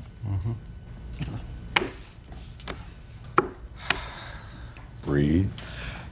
Breathe. All right. Let me hear it succinctly. We thought that they were really good friends of ours when we met them. We moved into 10 Mile, Oregon, and they were our neighbors, and we invited them over many times for everything. Let's cut to the chase. You decided to move to Iowa with them. We moved to Iowa with them. When we got to their home in Iowa, they were rude to us. They put us in a small room with 2 cat boxes. I also have he's almost 8 months old now, my son. When we got there, we had no money. They were supposed to pay us for half of the U-Haul. Which was how much? $117.50. And they said that we owed them money instead. What did they owe you money for? We paid for everything, including the trailer. We agreed upon that we would also give them a place to stay, give them a job, and we did all of that. Above and beyond, Your Honor. when they had reached Colorado, when they ran out of money, I had gone... They ran out of money in Colorado? Yes. Yes, Your Honor. His parents helped them out to get gas, and they came up to Wyoming And finally met us where we and were met us supposed to there. meet. Did you need to borrow some money from his parents? That's easy to find out, so just answer my question. Yes. Yes, ma'am. And how much money did you take from his parents? Somewhere around $30. You mean the two of you were traveling with a new baby with absolutely no money? Now, wouldn't it have been more prudent to stay in Oregon and save a little more money? Save $500, $1,000. Save it up so that you're not driving around with an 8-month-old baby with no money. We had the money, ma'am. We ended up paying for the U-Haul. Mr. Hari paid for the deposit on the U-Haul. Are you saying $117? Is that what No. you're talking about? That's how half much? of it. That's half of it. The full amount was $230-something, I believe. Yes. We would have had the full amount if they would have given us the money when we got there to make it all the way. You're just not following me. I'm sorry. That's a big trip to make. Yes, I it mean, is. unless things are so terrible in Oregon that you weren't surviving there. We were hoping for a brand new start, something new. They guaranteed him a job when You we got can't there. guarantee anything. No, you don't rely on anybody for anything. Yeah, we've learned that the past Well, you couple don't. of months. All right. His parents gave you $30 for gas. Did you ever pay him back? No. We haven't made it that far yet. What's next? When they reached Cheyenne, Wyoming, I went up to Becky, knowing they had no money left, and said, would you rather me pay for the rest of your gas to get to Iowa since you have no more money left? And that was the new agreement. Okay, and you had no money for, just a second, and you had no money for gas. Right. So how much did you pay for gas for their car? Approximately around $200. And we also were paying for food, which was a new agreement, so we had no problem with that. And we What are was the not new- suing for that. Okay, so it's clear to me you had no money. Yes, Your Honor. Because you had to borrow $30 from his parents. And how many days were you on the road after you borrowed $30 from his parents? Less than a day. Less than a day. And then you got to the house? No, we met in Cheyenne and we drove. How many days was it that were you on the lived road. in the house? We were there for a little over and a half. 24 hours. How much did you spend in gas? I'm trying to figure out if we've used up this $117. We have receipts, Your Honor. I'm asking you. From what point, Your Honor? I don't understand. From the point you ran out of money. We ran out of money in Longmont to How did Iowa. you eat? Who fed you? We stopped for food once with them. And What that about was when it. you got to the house? You said they put you They in a had room. no food at They the had- house. Yeah. They had no electricity. We had to clean out the refrigerator. Just a second. So how did you eat that day? We didn't. We went and bought them Pizza Hut. Yes, we We had bought Pizza Hut. them a whole bunch of food. The very next day, we also went out and bought them a big barbecue to have food, and we provided their baby with formula. Does any of that sound right? You had no money. No, ma'am. How did your baby eat? I had formula for him when Listen, I left I'm not Oregon. bothering with this. We- They're not paying for your trip home. They're not paying for any of the moving expenses from Oregon to Iowa. They've already taken care of that. Now, you want to tell me, what about the value of personal property you say they kept? What personal property did they keep? They pawned our television set and... TV. What happened to their television set? Yes, we did pawn it because she gave us every permission to sell all their stuff when they left, because they left and they had no intentions to come back, and she made sure that I kept her green tub. She had a green tub full of personal belongings, like pictures, birthday cards, and stuff like that, that she had said meant so much to her. So I promised her and I swore to her we would not get rid of that stuff. And for 2 days straight, it was, what do we do with your belongings? The first night, it was... He asked me how long I should keep it. The first night, I understand everything was in an outrage. She had said, I don't care what you do with my stuff, just don't get rid of my big green bucket. Now, how much did you sell the TV for? Somewhere around $80-some is what we got for it at the pawn shop. Okay. Now, let me hear your counterclaim. We're suing because, or countersuing because James had made threats to us, to our vehicles, and to our home. I don't want to hear when you everything turned violent, and he was starting to push his way around, and we had to have him escorted off the property twice. Your Honor. Our neighbors. When was that? It had to have been in August. I'd say around the 25th. And you haven't seen him since? No, we haven't. Shh, speak not. And you haven't had any contact with him in many months, is that right? Nope, not except for what else? And loss of wages is all we're suing What loss for. of wages for what? We think it is a waste to be here. You should have said no. Yeah. What, no isn't part of your vocabulary? No. There you go. Somebody calls you and says, would you like to have your dispute resolved before Judge Judy Sheindlin? And you say, no, I'm sorry, I don't want to miss work. There you go. Okay. Right? Yeah. So you get nothing. Ma'am. Zippo. That's cool. Good. Cool. You get $80 for your TV. And go. Have a happy life. Goodbye. Shh. Yeah, this is case number 328 on the calendar in the matter of Kitt versus Gadsden. Parties have been sworn in, Judge. You may be seated. Miss Kitt, do you have family? Yes. Tell me about your family. How many are in your family? I have 6 and custody of one other, so that makes 7. Is there a Mr. Kitt? My son and my nephew. Other than that? No. So you have no husband? Right. Miss Gadsden, you want to tell me how many people are in your family? I live alone right now. I have 3 children. My oldest is living in Atlanta with her father. My young 2 smaller children are with their grandmother. I'm in the midst of a custody hearing. Actually, I have a court date on November 22nd. Have those children ever lived with you in the past year? They left about exactly a year ago. You 2 ladies are neighbors. Each of you has a complaint against the other, suing the other for $5,000. The complaint is really grounded in various forms of harassment. You claim, Ms. Kitt, that the defendant had you falsely arrested on 4 separate occasions, and that she has made numerous phone calls about you to Child Protective Services, alleging that the children who are in your care are out unsupervised. Is that right? Yes, ma'am. Ms. Gadsden says that you're making her life a holy hell, and she is counterclaiming. So why don't you, Ms. Kitt, first tell me how long you've been living in the house that you currently occupy? I moved there exactly January 1st of year 2000. And how long, Ms. Gadsden, have you been living there? I moved there 94. I've been there 5 years. So you've been there a long time? Yes, ma'am. Why don't you, in a couple of minutes, Ms. Kitt, tell me all about your case against Ms. Gadsden? Well, about a week after moving there, my children were outside playing. It was right after Christmas. We had just moved there. I walked to the door, and Ms. Gadsden had a limousine come and pick her friend up. My kids, they admired it. They went outside to see, you know, run and play and look at it. When I seen them approach Ms. Gadsden's side of the street, they was like, wow. So Ms. Gadsden came out and said, y'all, MF children are not used to seeing things like this. Get the hell away from my yard. So I walked over to her side of the street. I said, ma'am, I don't know you, but these are my children. Don't speak to them in that tone of manner. So I went on in the house, went to work maybe 2 days later. My kid's babysitter lives directly next door to Miss Gadsden. I brought you a picture. She lives next door. And I went to open the door to get my kids. Miss Gadsden opened her door and said, B.I., hopped and spit in my face. And it It was, I just can't explain, but I knew I was going to get her. And I did. The same day, I hit her. I popped her in her mouth. Not even a year later, maybe about in April, I kept getting police calls and at my house at work. I come home one day, the social services was there. She told me that she had had complaints 1 week after another concerning my kids being unsupervised. So I took her to where my kids were at a babysitter, which was next door to Miss Gatson.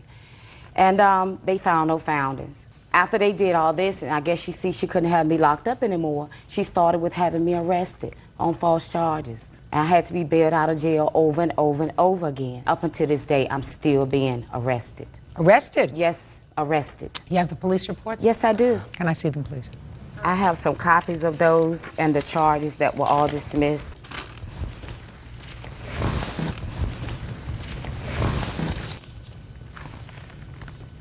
How many times did you have her arrested for damaging your car?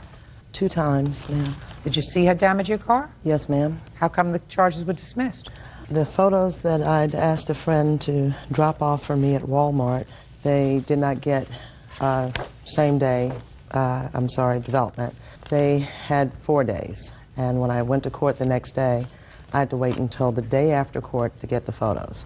So the judge dismissed it because I didn't have proof, which made me very upset with my friend, of Your course. Honor. You think I believe that story? I don't believe that story for a minute.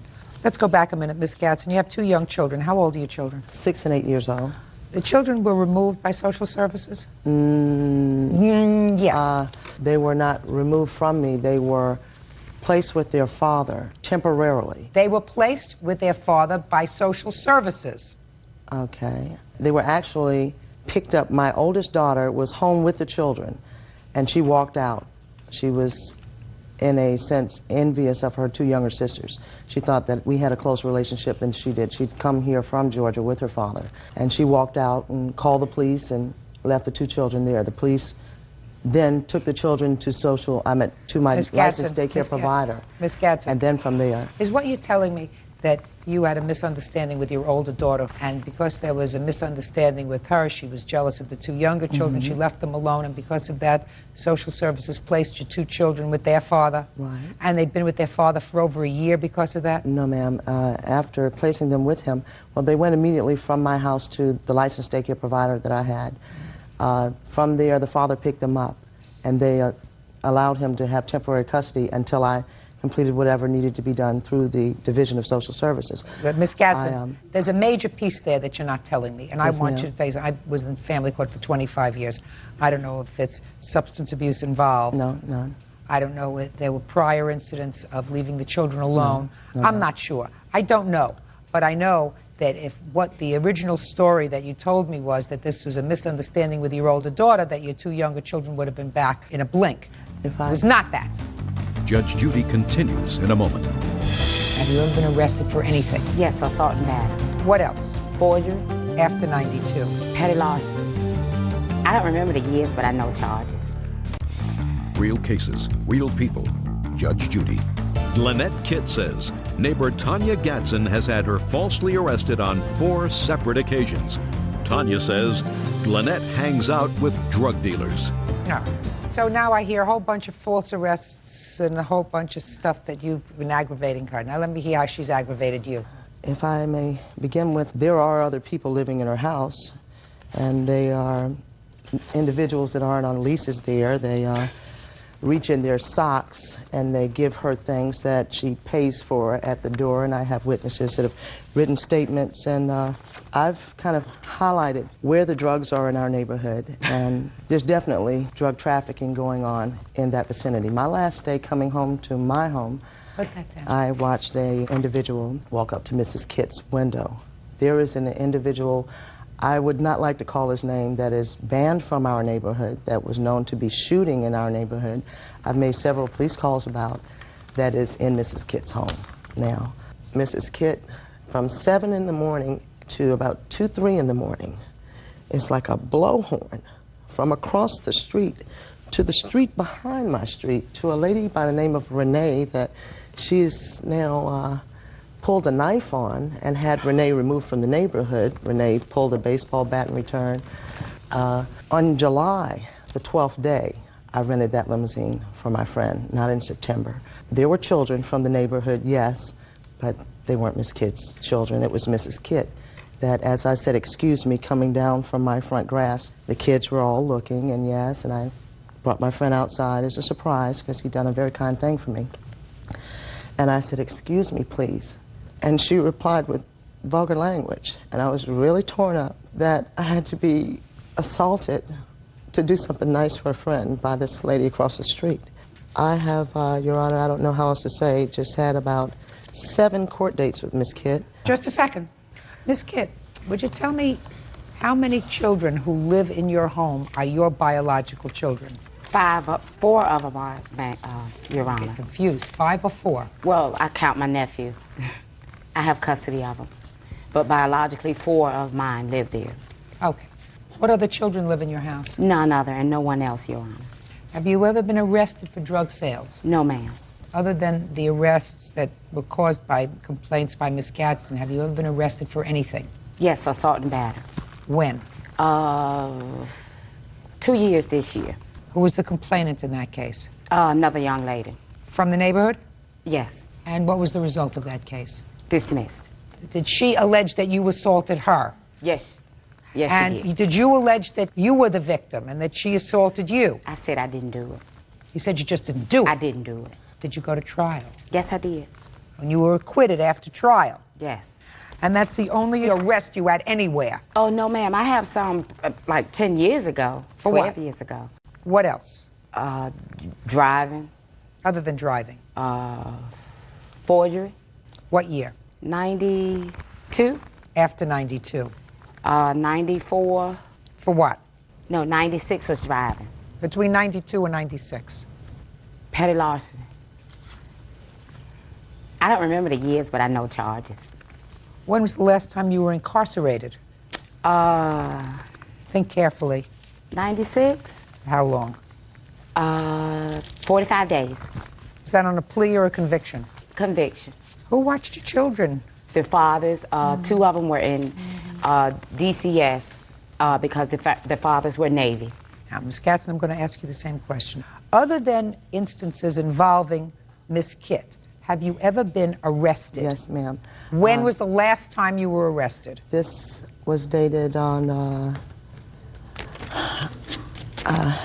if maybe the deputy could help me. No, just tell me. It had nothing to do with Miss Kitt. Indirectly, yes, ma'am. This was a summons that was for my children's father and I for court, and Miss Kitt thought this was a summons for her and I in court, and I have a witness here that watched her take the summons off my door. Other than anything having to do with Miss Kitt, have you ever been arrested? This is a failure to appear. Listen to me very carefully, Miss Gadsden. Other than any instance that even tangentially involves Miss Kitt, have you ever been arrested?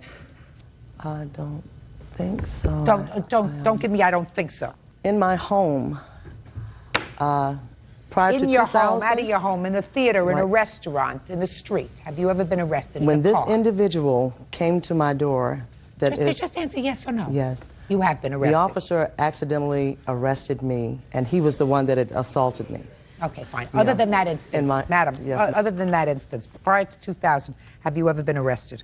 Prior to 2000? Yeah. I was not arrested. I turned myself in after I found that the children's father's girlfriend filed a warrant against me in the city of Chesapeake, a counter warrant, and actually the incident occurred in the city of Norfolk. I want you ladies to listen to me very, very carefully. Are you involved in a custody dispute now with the father of your children? No, ma'am. He is not participating in what social services has required. I've completed all of those things. Oh, he's not giving you back the kids so fast. He doesn't have the children, ma'am. Where are they? His mother and sister have the children around the corner from my house. I asked them to get them out of foster care because they were taken from him because he had no place to stay. Okay, you have an older daughter. Yes, ma'am. And 2 younger ones. You just told me 2 minutes ago that the 2 younger children were with their father. Did I hear that right? Did you hear that? No. Let her explain. Okay. You just told me that they weren't removed, that they weren't in foster care, that they were with their father. I said that the state take your children. You told me no. No, I apologize. Wait, please, give me a break. Listen, you 2 ladies deserve each other. I would suggest the following to you. listen to me very carefully. If you're going to live next door to each other, I suggest you have nothing to do with each other. Other than that, I don't want to be bothered with you. Goodbye. These are excused. You may step out. Envy. There's a lady that's on the porch on a chair all night long. She never lets up. She let the judicial system keep me down, but it's not going to keep me down. The young lady wanted a lot of attention. I just know it'll never be over. I think I've been getting all the attention in the neighborhood. I'm a good friend. I would give her a glass of water. She needed it off the street. I've got limousines, Lexuses, SC Lexuses, all sorts of nice things coming through, and nice people coming to visit. She's a serial neighbor. Evening gown dates, tuxedos, and she has nothing. She spit in my face. I opened my door, heard her on the porch at the neighbor's house, reached over to check my mail, and someone stepped up and did that. Something is wrong. Definitely wrong. I'm moving. You'll never see me again. She needs a straight jacket. I'm gone, Mrs. Kidd. I'm gonna keep praying. And now the next case. All parties in the matter of Hall versus Carlton. Step forward, please. Registered nurse Cynthia Hall is suing artist Della Carlton for the money she paid to have a mural painted. Cynthia says Della did a poor job. Miss Hall, you hired the defendant to paint a mural in the nursery, in your baby's nursery. Yes, Your Honor. Paid her $200. Yes. She painted the mural. You say it was less than quality work. You want your money back. Yes, Your Honor. And it says she did a reasonable job, and you're entitled to nothing.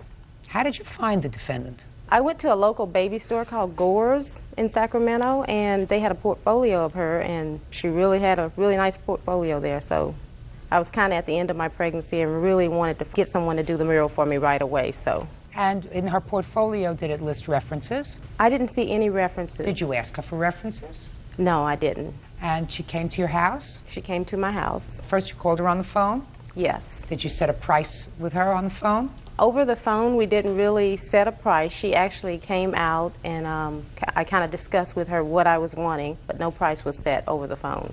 And so you discussed price when she came out to the house? Yes. And she was going to charge you? Originally, I told her $300 for the labor. And then? Then later I realized I hadn't told her that I usually got $30 for supplies. So the total cost, I priced it at $330. Okay. And then she told me that she was on a limited budget and that she didn't want to spend any more than $200, including supplies. So I agreed to that, and I came out to her house and did the artwork. And how long did it take you? 4.5 hours plus. Okay, can I see the picture of what you did? Yes, Your Honor. What I have here is her photos. I have the photos from Gore's because she did the bathroom there, a mural in the bathroom at Gore's. I'm not interested in the photos from Gore's. You made the selection. You selected her as an artist. That's your problem, Miss Hall. Okay.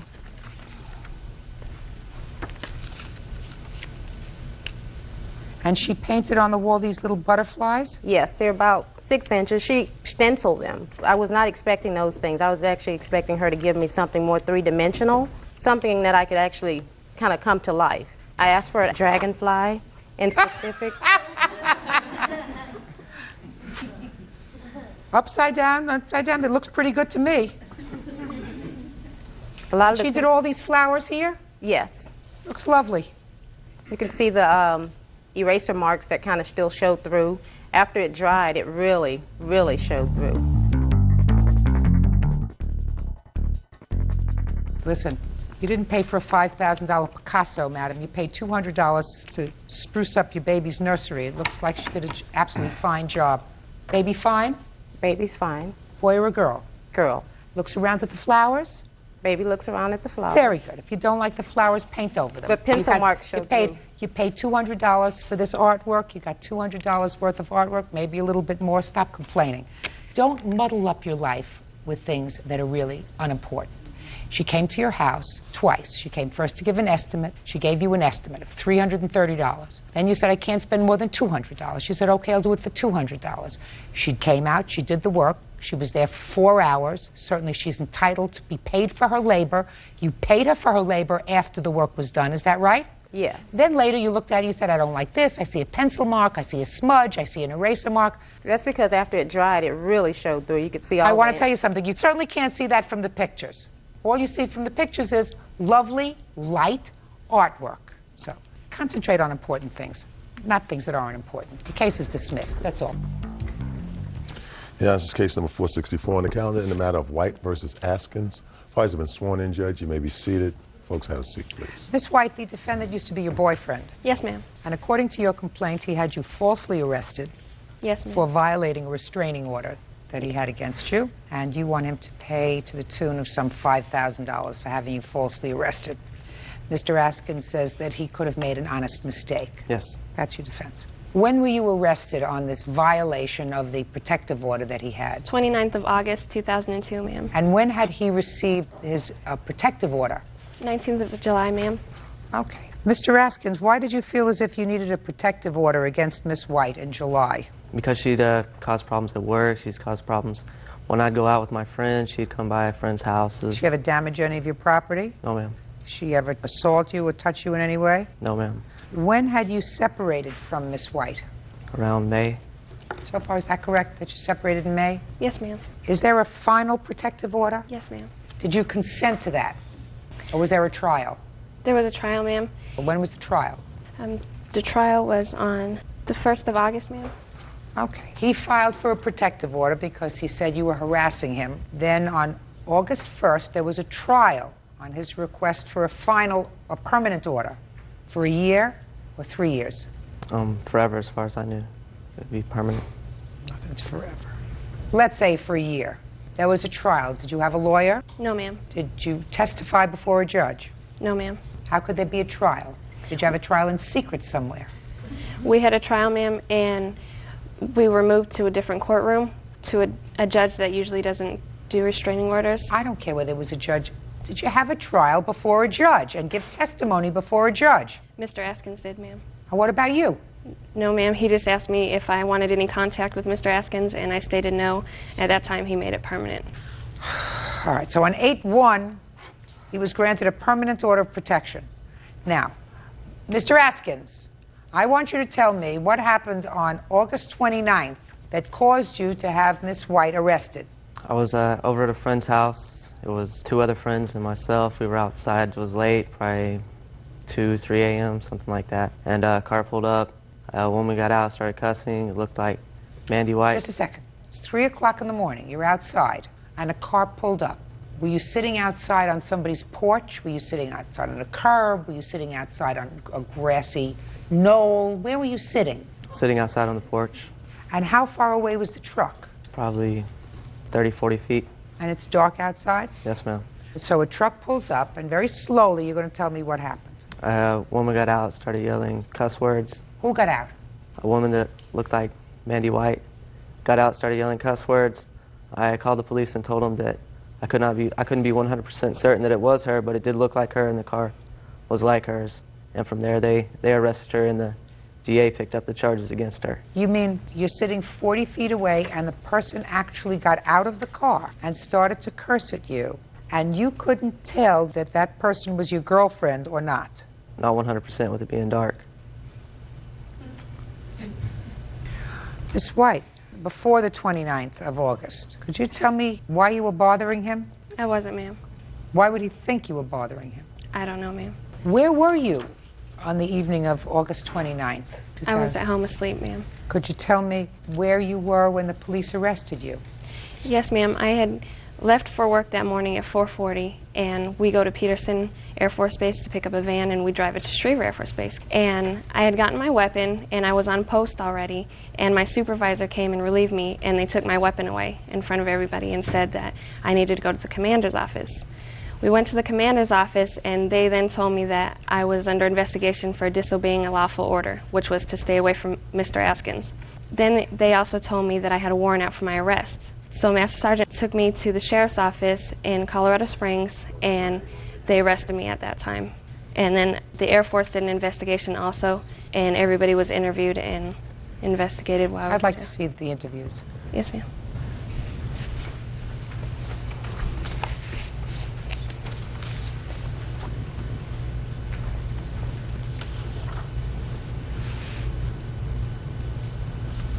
How many friends were you with that night, sir? 2 friends. Your 2 friends lied to the police, right? No, ma'am. Oh, yes, they did. Seen the results of this paperwork and the investigation that was done? No, I haven't. Well, I'll tell you. that when your two friends told the responding officer, because you called the police and you had some time to talk to your friends before they arrived, your friends told the police that you had all gone outside to smoke a cigarette, and that your two friends each told the police that they saw her pull up into the driveway, curse you, scream at you. That's what they told them, right? Yes, ma'am. Mm-hmm. And so did you. There's nothing in this original report that suggests, sir, that you told the police that you weren't quite sure who it was. It looked like Miss White. You and your friends told the police initially that there was no question that it was Miss White. You want me to read you what you said? Sure. He, that's you, stated that he went outside to smoke a cigarette, at which time he observed the dark bronze Saturn pull into the driveway. Askins stated that at this time, White opened the driver's door of the vehicle and stepped outside. Askins stated that White then began to curse at him. He stated that after listening to White curse at him, he told her to leave, at which time she did. Where is there any question in that statement that you weren't sure of the identity of the person? Then he goes on to interview, stated that he was watching television when he heard someone yelling. He stated that he got up, looked out the front door, at which time he witnessed White yelling at Askins. And then Mr. also stated that he witnessed White yelling at Askins. And then I have a letter saying that the military has indicated that they will recommend that charges be filed against all three individuals for filing false charges against her. Anything ever happen with that? Not that I'm aware of. Mm-hmm. The statements that each of the three of you gave to the responding officer were directly contradictory to the statements that they gave later. That's what it says here. You want to look at this? No, ma'am, that's okay. Well, Mr. Askins, how do you respond to that, sir? That their statements were different? Mm-hmm. How were they different? Well, it's different when you say it could have been my ex-girlfriend, but it was dark and I couldn't be sure. That's different from it was Miss White. No question. That's different. Don't you see it's different? Yes, ma'am. Can you think of any reason, Miss White, why Mr. Askins would want to be vicious and vindictive? Because I broke up with him, ma'am. Did you? Yes, ma'am. Tell me about it. We were together for about 6 months, and we had lived together. And he was very, very controlling. He would get upset when I wanted to see my family, and he wouldn't let me go. So I told him we should just be friends, and we were going to sleep in different bedrooms because I had a 2-bedroom apartment. He said that was too weird, and so he moved out. And then he just kept following me, and his truck was parked near my apartment at all times of the night. Did Miss White break up with you? It's more of a mutual thing than anything. Explain it to me. We were just fighting, weren't really getting along. And did she tell you that she wanted just to be friends and that you could share the apartment but not her bedroom?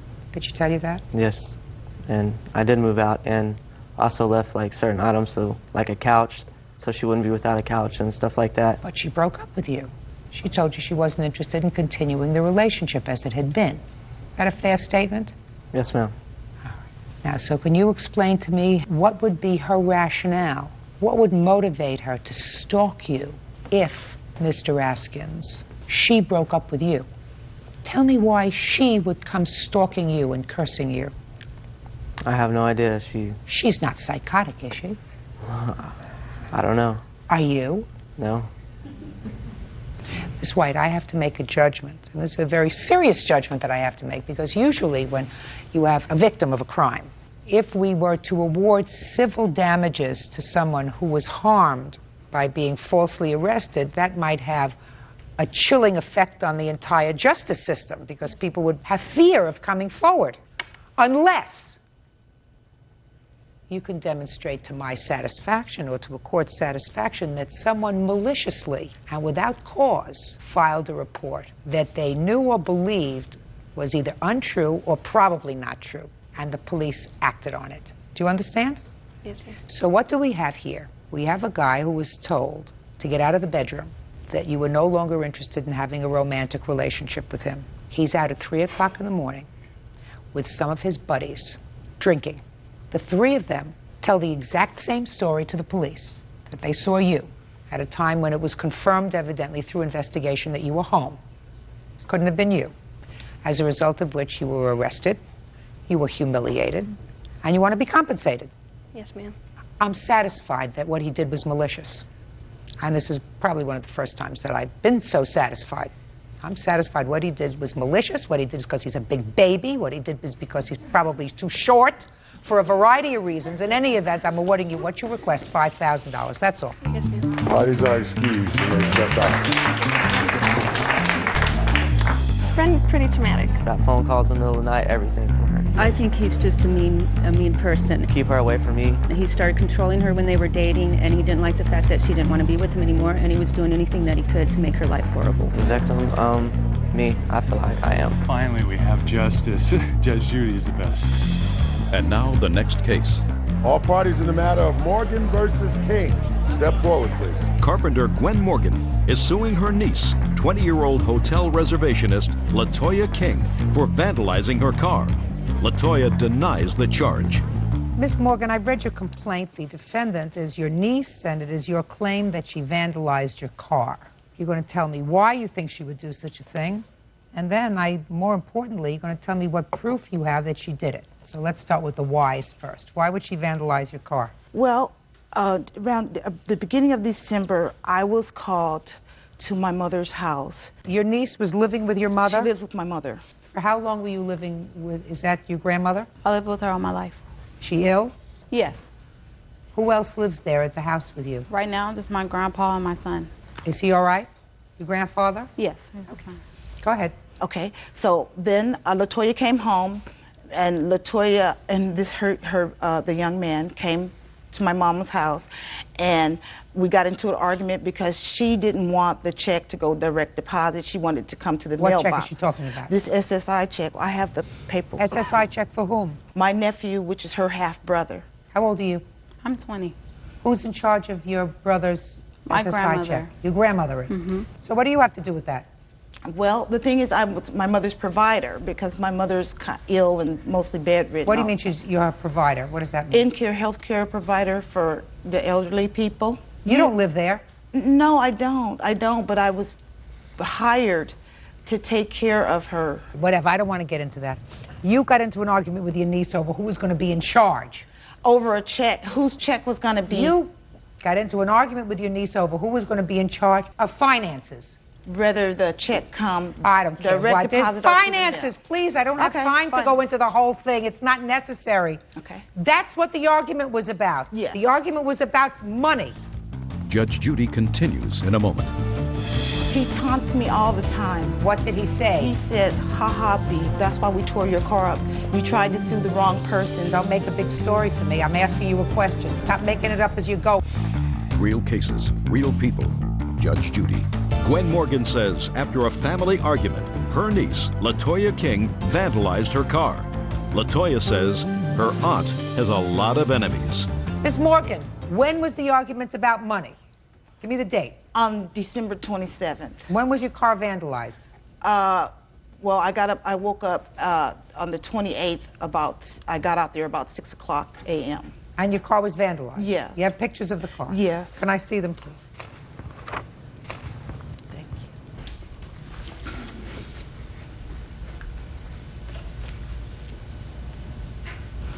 Okay, clearly somebody vandalized your car. They flattened your tires, scratched it up, painted it up. Nasty. Now, the next question is, what proof do you have that your niece was responsible for this damage? Okay, after the disturbance, she called the police and told the police all kind of lies where he just wrote an incident disturbance report.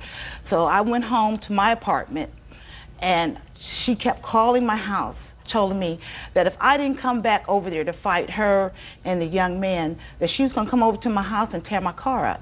She wanted me to come out in the rain and fight with both of them. Do you have a police report? No. I just have the case number for the police. Okay. Ms. King, want to try to explain to me what happened at your house? First of all, she has a lot of enemies, but I know that's irrelevant. But the reason why we got into an argument was because she was trying to put her name on my brother's check, which my grandmother didn't want it. And how we got into an argument, me and my boyfriend was already at the house, and she came in. I didn't know what was going on. She was holding my grandmother down, making my brother go through her purse looking for his bank statements and all this. Why? I'm not sure. What do you mean she was holding your grandmother She down? was holding my grandmother down. What does that my mean? brother- Like forcing her to like not grab her purse from my brother, which my brother is mentally challenged, so he's easily to be manipulated. So it's not his fault or anything, but she was holding her down. So I'm like, what are you doing? And then that's when we got into an argument. She was trying to fight me, but I didn't want to fight her. I just called the police. And the police responded? Yes. They came and they asked her to leave. Is that correct? Did they tell you to leave? They asked me to leave. Do you know anything about her car? No, ma'am. I mean, I didn't do anything to it, but I heard about it. Why don't you tell me what you heard? Her friend called my grandmother and told her that Gwen was hurt. Somebody had vandalized her car, and she was all upset to please call her. My grandmother told me, Latoya, Gwen may be hurt. The reason why my grandmother wasn't talking to her is because she took my grandmother to court and tried to sue her for $500 for the paperwork that she did for my brother, which my mom asked her to do. What do you know about who vandalized her car? I don't know anything about who vandalized it. That's how I heard it. Did you vandalize her car? No. Miss Morgan, she may have vandalized your car and he may have vandalized your car. You the boyfriend? Yes. I don't know. It's possible, but possible doesn't go in court. Do you understand, Miss Morgan? You have to have proof. Well, he told me that they did it. Really? Yes, he told me. Oh, let me, just a second, step up. Judge Judy continues in a moment. Miss Morgan, what did he say to you and when did he say it? He taunts me all the time. What did he say? He said, ha B, that's why we tore your car up. You tried to sue the wrong person, but I tore your car up, me and Latoya tore it up, and they told me over the phone that they was going to tear it up if I didn't come out to fight. And where were you when he said to you, we tore your car up? Going down my mother's main cross street. I go over to by my mother sometimes because I know people that live in the area because I've been over there all my life. Don't make a big story for me. I'm asking you a question. Stop making it up as you're going. When and where were you when he first told you that he tore up your car, madam? It was on a Sunday 2 weeks ago on the corner by my mother's house on Cypress Street. I don't believe that, Miss Morgan. I don't believe that he told you 2 weeks ago, this past Sunday, as you were going by your mother's house. I believe that they might have done it. That's not the issue. I believe you just made up that story. No, he taunts me all the time. He does. Every time he sees me, he teases me, telling me that they tore my car. Well, then he's not a very nice person. Did you ever do that? I don't speak to this lady. I do not speak to her at all. Miss Morgan, when you come to court, unfortunately, you understand you have to have proof. You don't have any proof that your niece tore up your car, and you don't have any proof that he tore up your car, and I don't believe that he admitted it to you, so your case is dismissed. That's all. Bless you. Your Honor, case number 380 on the calendar in the matter of Eckert versus Zavon. Parties have been sworn in, Judge. You may be seated. Miss Eckert, you and the defendant lived together for a period of time. You claim that you loaned him some money during that time, and he owes you a month's rent because when he left, he didn't give you notice, and pursuant to your agreement, he should have given you a month's notice. Mr. Zavon says that he did borrow some money from you, not as much as you are claiming, and he would have paid you back, except that because of your actions, he lost his job, he had no way to pay you back, and that you kept some of his personal property, and he has a counterclaim. When did you live together? From when to when? April 18th, 2001 to November 2nd, 2001. Now, what were these loans for? Actually, he was behind on some bills, and he had asked me to pay them for him, and I agreed as long as he signed something saying that he would pay me back, which he did. Let me see what he signed.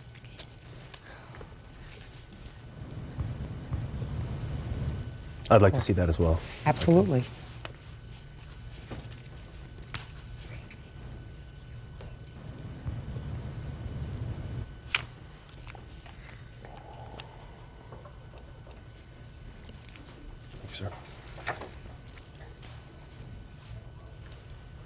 It seems as though it's been changed. It has been changed to less than it was. Okay. If you look very carefully, it's been changed to, I looked at that myself.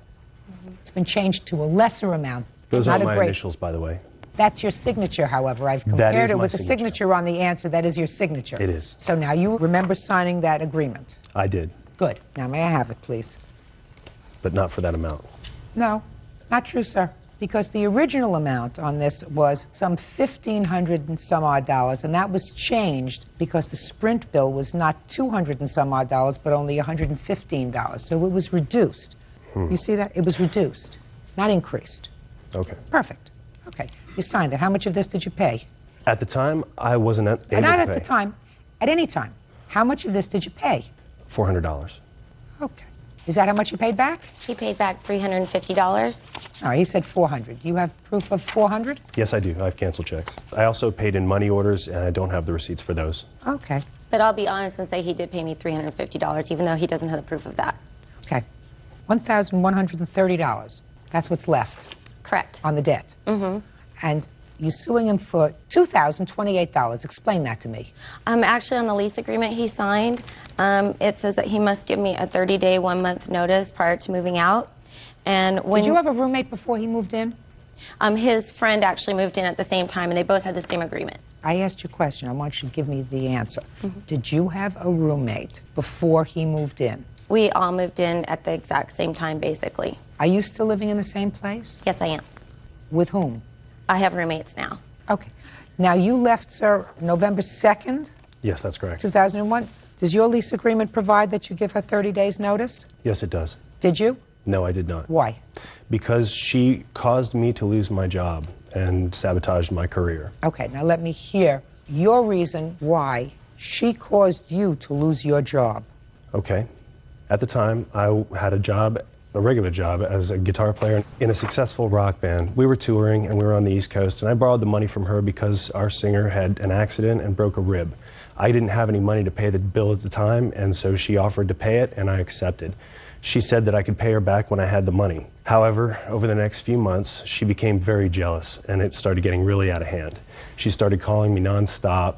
She started going through my mail. She started going down my phone bill and calling every number on the phone bill. As a matter of fact, I have a phone bill here where her notes are evident, where she was looking for whether it would be a man or a woman answering the phone, and whether or not she would approve. I still don't understand how she caused you to lose your job. She was very jealous, and so when I was out on the road touring with a rock band, there are inherently situations that arise where women can get crazy, and she was aware of this, and she became very jealous, and she wanted me to come back to Los Angeles really bad. So what she did was she started to call the singer's wife. Did you call the singer's wife? She's a close friend of mine. What kind of conversation did you have with her? I asked her if she had heard from her husband, because Mark hadn't called me in a week, and he was my boyfriend at the time, and I was very concerned and worried because I had just gone through his pants pocket and found a phone number from a girl, which I called, who is a dancer, a stripper in New Orleans, and I spoke to her on the phone, and she did confirm, you know, that she had been talking to Mark, and she actually forwarded me the emails that Mark had sent her. So it did actually confirm that he was Okay, so what did you cheating on me. call this woman for? She's just my friend. I just wanted to know if she had heard from them. I was trying to call him and contact him because we were in a relationship. So if I hadn't heard from him in 3 days, I was very upset. I was seeing, you know, I was under stress, and I was seeing, you know, I had lost some of my hair because of stress. I mean, it was just very, very bad. But he actually, after I found out, how did that cause you to lose your job? She's told her so many stories that she finally, the singer's wife that is, finally started to call the singer and tell him that she was filing for divorce, she was going to take their daughter, and that he would never see them again. And in order to keep the peace in his family, he had to let me go. I would have done the I don't know same if that's thing. true, sir. That's a lot of bubble-mizes. Judge Judy continues in a moment. And later today, Did you borrow her pants? Don't tell me I don't want to hear Yes, I borrowed them. All right, now, when did your cousin borrow them? Yeah. Oh, God, give me strength. real cases, real people. Judge Judy. Sherry Eckert says ex-boyfriend Mark Zavon owes for rent and for unpaid loans. Mark says Sherry is holding his belongings. All right. You all moved into this apartment together? That's Is that correct. right? And each of you were to pay $500 a month? That's correct. Each? Yes. Okay. So he owes you $1,630. He didn't give you a month's notice. That's so far. You have a counterclaim, sir, for $5,000. You claim that she caused you to lose your job. That's correct. That would be the reason that you just gave me, that you called the singer's wife and complained and told her a whole bunch of stories. Which, Yeah, he was very happy. Excuse me. That the singer is not here, the wife is not here. That is correct. Okay, so that's all hearsay. That's somewhere out here that I don't hear.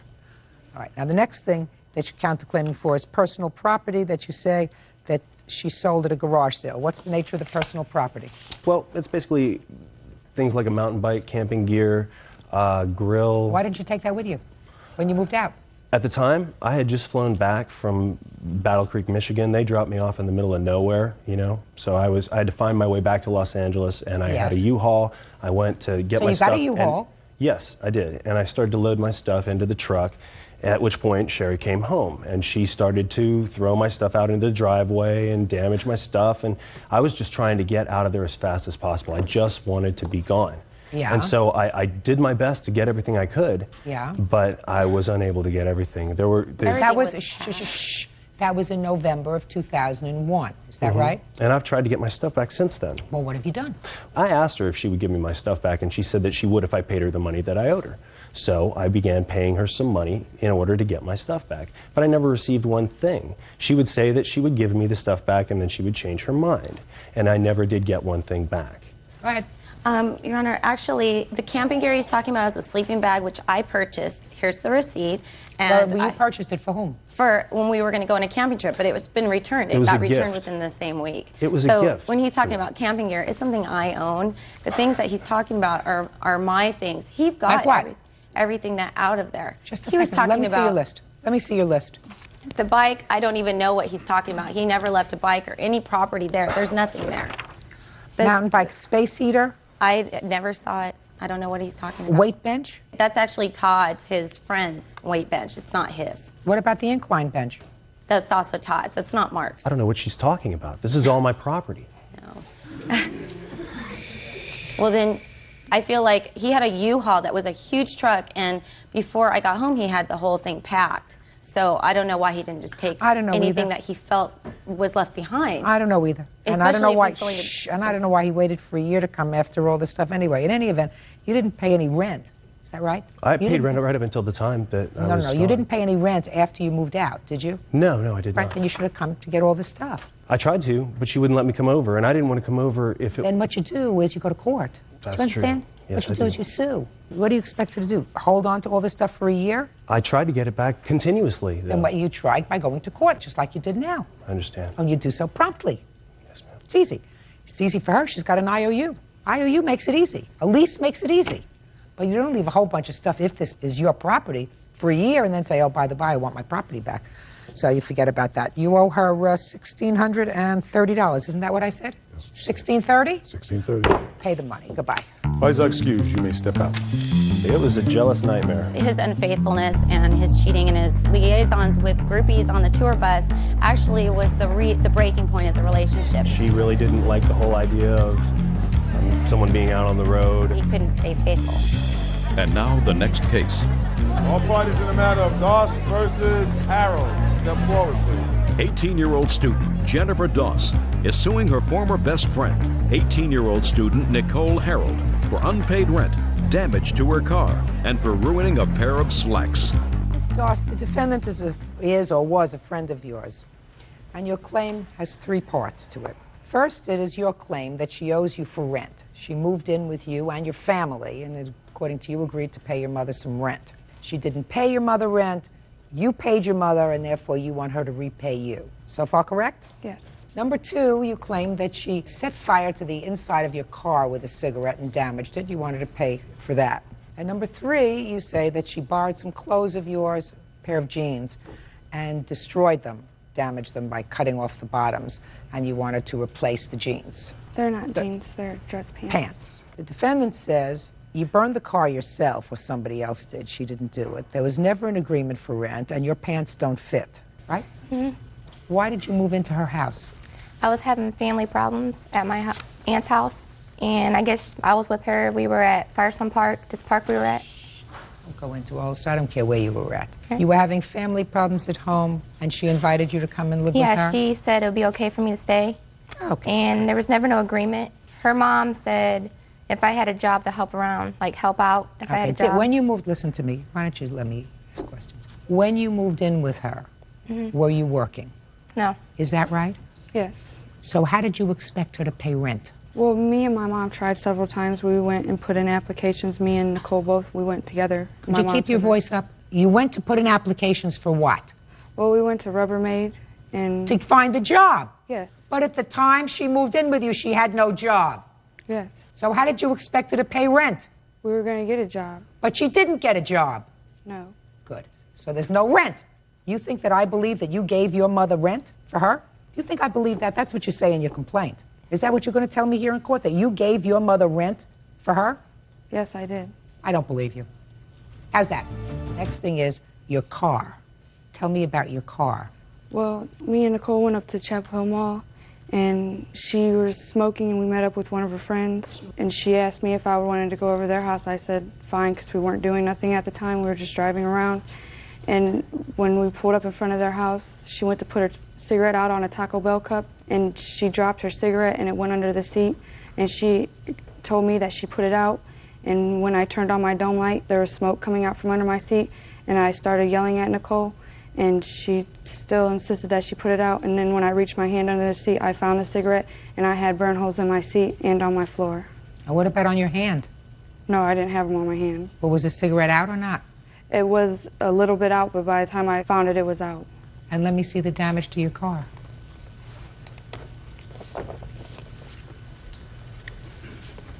And there was also a time where she burnt the ceiling because she didn't roll down the window far enough to flick it out, and I also have pictures of that, too. What is this, on the seat? Yes, on the bottom of the seat. Underneath? Yes. Can you see it when you look at the car? No. And what about this? That's the ceiling. Okay. So you can't see the cigarette hole when you look at your car. Is that what you're telling me? Yeah, you fill up under the seat and you can feel it.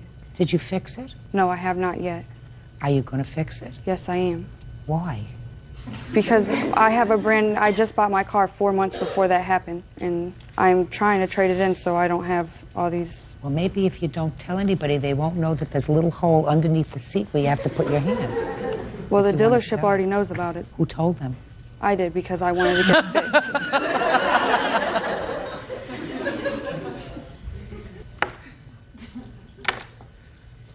Did you put out a cigarette in her car? I put it at the top on accident. The top I did. The little burn So hole. this you did? Yeah, one. There's like a lot of them, but I did one. There were a lot of them. From where? From the back seat when she had like tons of people in the back and smoking. She like crowded people in her back seat. Is that true? I have a paper right here. It said that there was no other burn holes found when the guy inspected my car. It was under the seat. He inspected the whole car. So the answer is you did burn a hole in her car. Is that right? Yeah, not the ground, not the seat. Just this? Yeah. Is that right? Yes.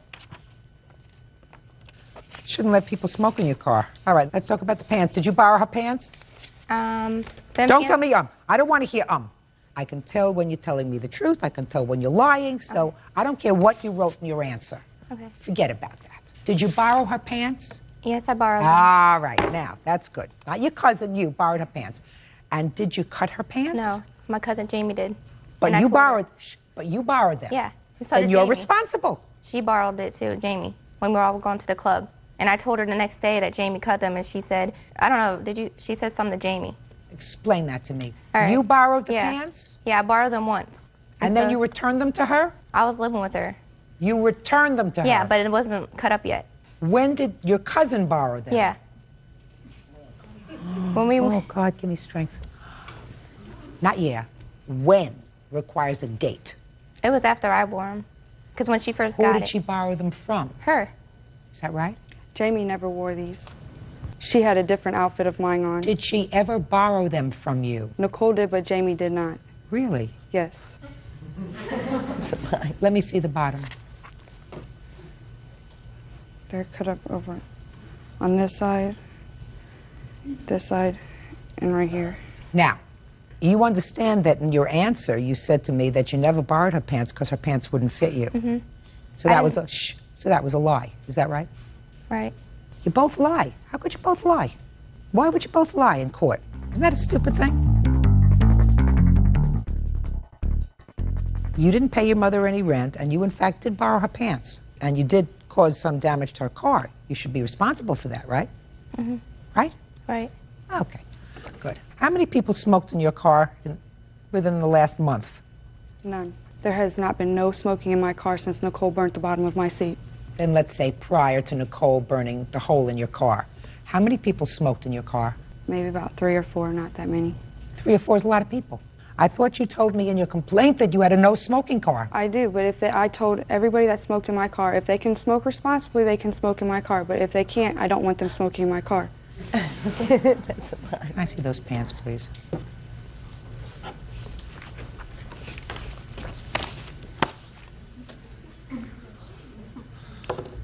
Tell me about why you moved out. Me and her got in an argument, and What'd you get into an argument about? Guys or something. Like, we were at her boyfriend's house, and ever since then, we weren't talking anymore. So you moved back home? Yeah. All right. How much did you pay for these pants? They were $42 for the whole outfit. I have a letter from the place where I got them from. Can I see that part, please?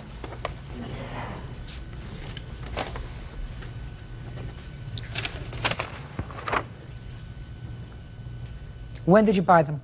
Probably about a year ago. Did you ever wear them? Yes, I have. How many times did you wear them? Maybe twice. Okay. And they were $42. I'm giving you $300 for the hole in your car and $42 for the pants. You get nothing for the rent because that was a fib. Judgment for the plaintiff in the amount of $342. That's all. And now the next case. All parties in the matter of Block versus Ulrich. Step forward, please. Loan officer Chris Block and his wife Deanna are suing their neighbor, cleaning company vice president Steve Ulrich, for vet bills.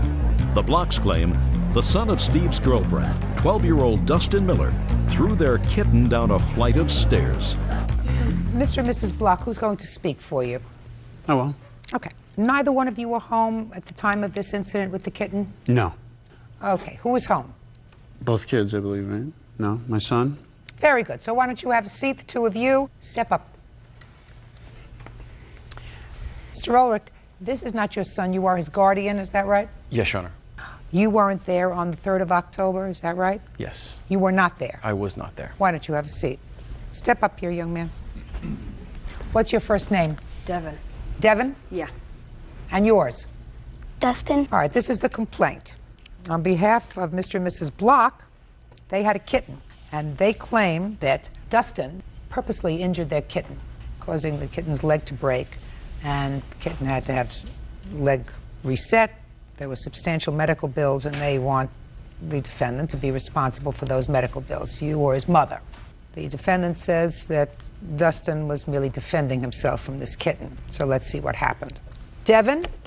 Yes. I want you to tell me what happened on October 3rd with your kitten. How old, first of all, tell me how old the kitten is. When it happened? Yes. About 4 months. And Dustin was a friend of yours? Yeah. Did he play over at your house often? Yes. Okay. Did Dustin like the kitten? Yeah. So tell me what happened that day. Well, we were playing video games, and he said he's going to go to the bathroom. And then he comes back, and he says that I didn't really go to the bathroom. I went to go play with the kitten. Well, later that night, she was limping and crying, and you'd touch her leg, she would cry.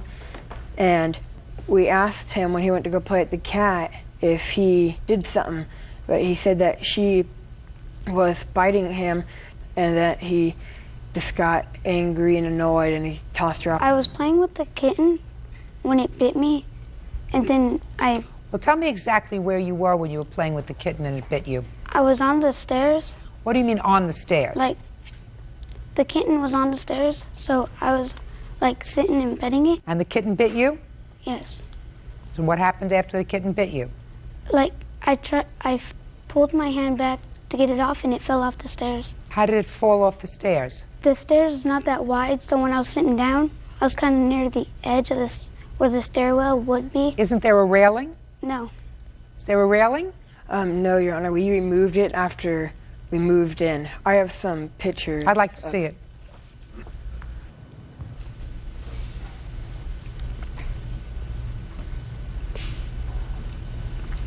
And there are some pictures of after Penn was removed.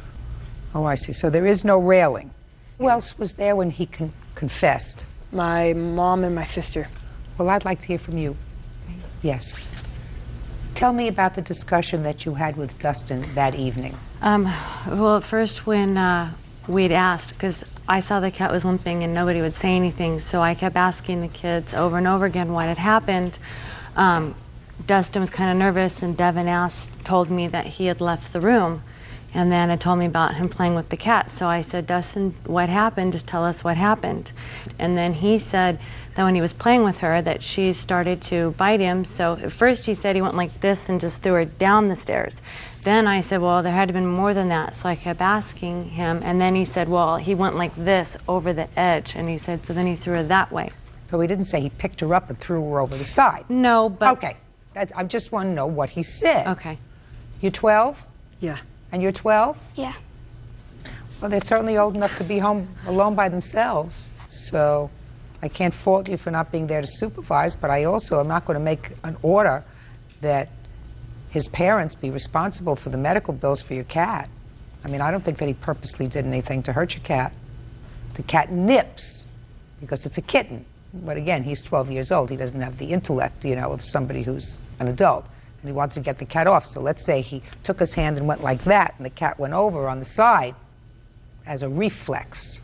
There's nothing more than a reflex to get the cat off. You still think that he's responsible to pay for the vet bills for the cat? Only because the vet told us there was no way the cat could have broken its leg in 5 places just from tossing off the side. She had to have been pretty much slammed to the ground to have broken it the way it did.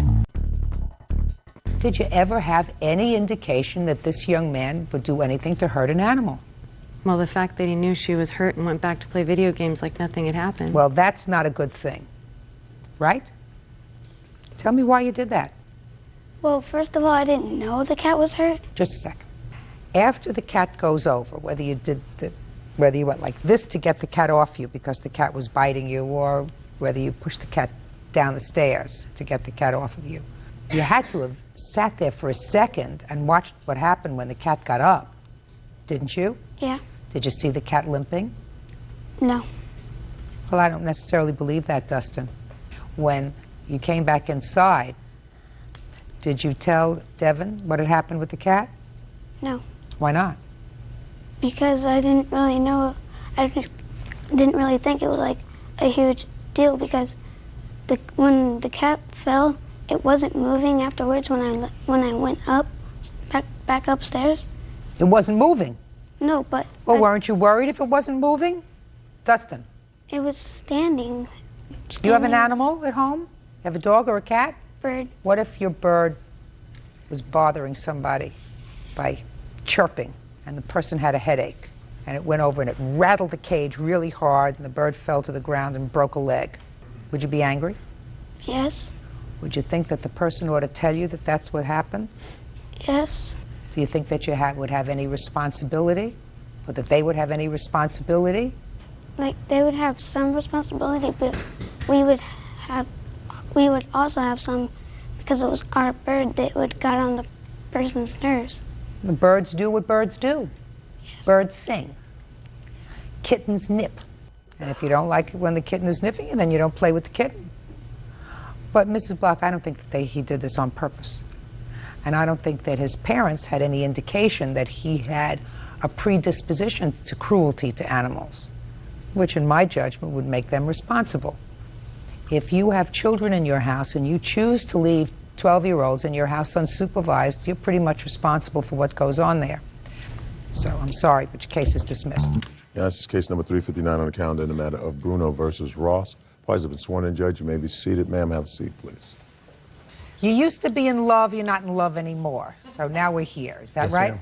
So, Mr. Bruno, you say that Miss Ross, who used to be your love, owes you for 2 things. First, a loan for materials that you purchased to do a deck in her house. Right. Deck was falling apart. You're in that business. You said, I'll do a deck. According to you, you said, you pay for the materials, I'll do the labor as a labor of love. And the second loan is for a truck, $2,500, and you say that both of these things, repayment was promised by Miss Ross for both of these things. Miss Ross says, baloney. Miss Ross has some counterclaims. She was at your house one day, according to her, and she fell down a flight of stairs. You were still dating after that. Yes. Is that right? But you decided you might as well sue him for that. Now. Well, my feeling was that it was ridiculous that it got to this point anyway. So if we were going to, dredge up old trash, we might as well get all the old trash Exactly. up. That's what we are. We are receptacles for trashy lawsuits. Not. Because if you fell down the flight of stairs at his house and you hurt yourself, you should have proceeded against his homeowners at the time. If you chose not to do that, don't bother me with it. The next thing that you're suing him for on the counterclaim, because I'm whittling down this lawsuit. You're going to get to whittling down yours in a second. No problem. Oh, I'm glad you feel that way. The next thing that you're suing him for is you say that he started work on this deck of yours and he left it halfway and you want him to pay to have it finished. Correct. Unlikely, but a possibility. Third thing is you say he has some property of yours. Skis, what else? He has all of my ski equipment. Do you have her ski equipment? No, I don't. Where is it? To my knowledge, it's in her basement. You don't have it? No, I have my daughters and my own. Doesn't have it. Next. He has a phone of mine, cordless What kind of phone? Cordless phone. How did he get a cordless phone of yours? One of his phones was not working properly, and he was, well, we were going to get married, and he was talking about going and getting another phone, and I said, well, let's just put that in your basement. That's great, perfect. So you gave him a phone. So what else? A cookbook and some kitchen utensils. How that did he I took get over there. those? I was over at his house cooking a lot, and they were left. There were items that I had not taken back home. That you left there?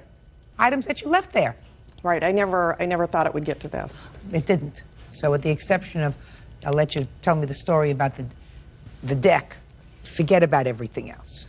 Okay, Mr. Bruno, tell me about the deck, the materials that you purchased, sir.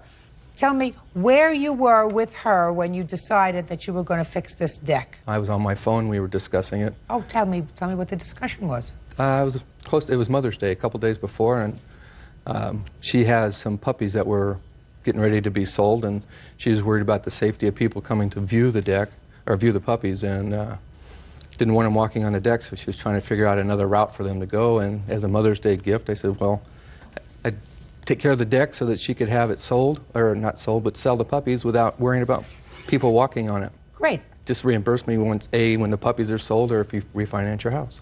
I would charge you no labor. That was my Mother's Day gift. Plus, I took her to dinner.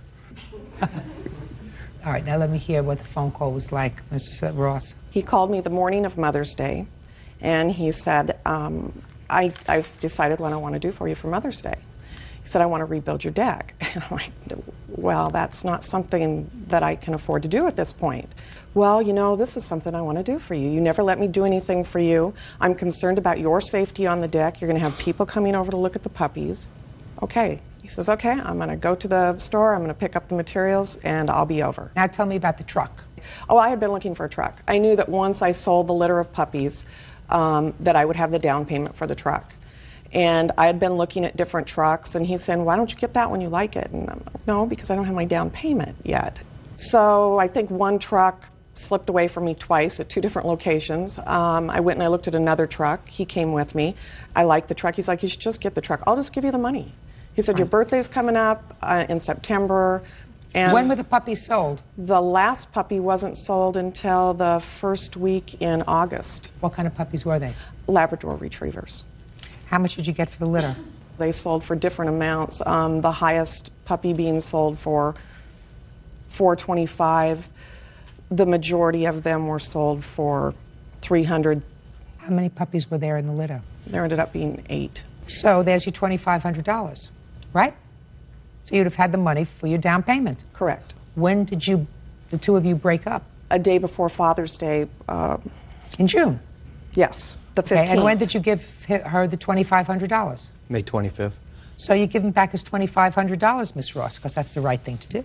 So. Your Honor. Yeah.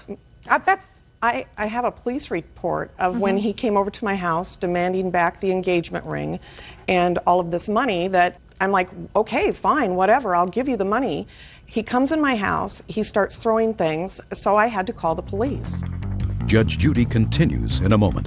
That's an exceptionally high bid if she's just going to put it up to code, which in that case would be a handrail. Then you should have finished it. I would have loved to. But you didn't. And later today. He only used electrical tape and wired 3 wires together, and it caught on fire. Your Honor, that's not true. Yes, it is, Your Honor. It's true. That is not true. Yes, it is. No, it's not. Real cases, real people. Judge Judy. Stephen Bruno says ex-fiancée Kathy Ross owes for a truck loan and for the cost to build an outside deck. Kathy says They were both presents. Did you give him back his ring? Yes. Why did he have to come over to your house for the ring? I have no idea why it even got to that in the first place. Well, why don't you tell me, sir? She wouldn't bring it back over, and when I did show up, she'd tell me, get the hell off her property, or what the hell was I doing there? And I told her I wanted the ring back and the money that I'd loaned her, and then I was out of there. And I didn't throw things, Your Honor. I threw a cell phone, which was mine, and that was all I threw. All right, you lost your temper. That's not the right thing to do. No, ma'am, But it he gets isn't. his $2,500 back. Let me see pictures of the deck. Okay.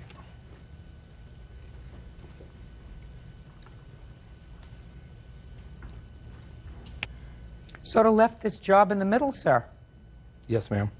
I loaned her the money for the truck, and I didn't have the money to finish the deck. So what you're saying to me is you loaned her the money for the truck, and because you loaned her the money for the truck, you didn't have enough money for the materials for the rest of the deck. In part. You understand where I'm going, Mr. Bruno. That's what the problem is. You're trying to anticipate where I'm going. You took a house that looked okay. Now, it may not have been okay, but it looked okay. It was an unsafe deck. And it doesn't look okay now. It's better than what it was, ma'am. No, no, no, it wasn't. No. Yes. No. People were This is before, They stepped through that and this deck. is after. There's no railing. There's no guard railing. No, Is that no. right? That's right. And there's not even a full floor. Right. I got it. Can I see the cheapest estimate that you got to finish this deck? I think you say in your counterclaim that it was $1,800. Is that right? Yes.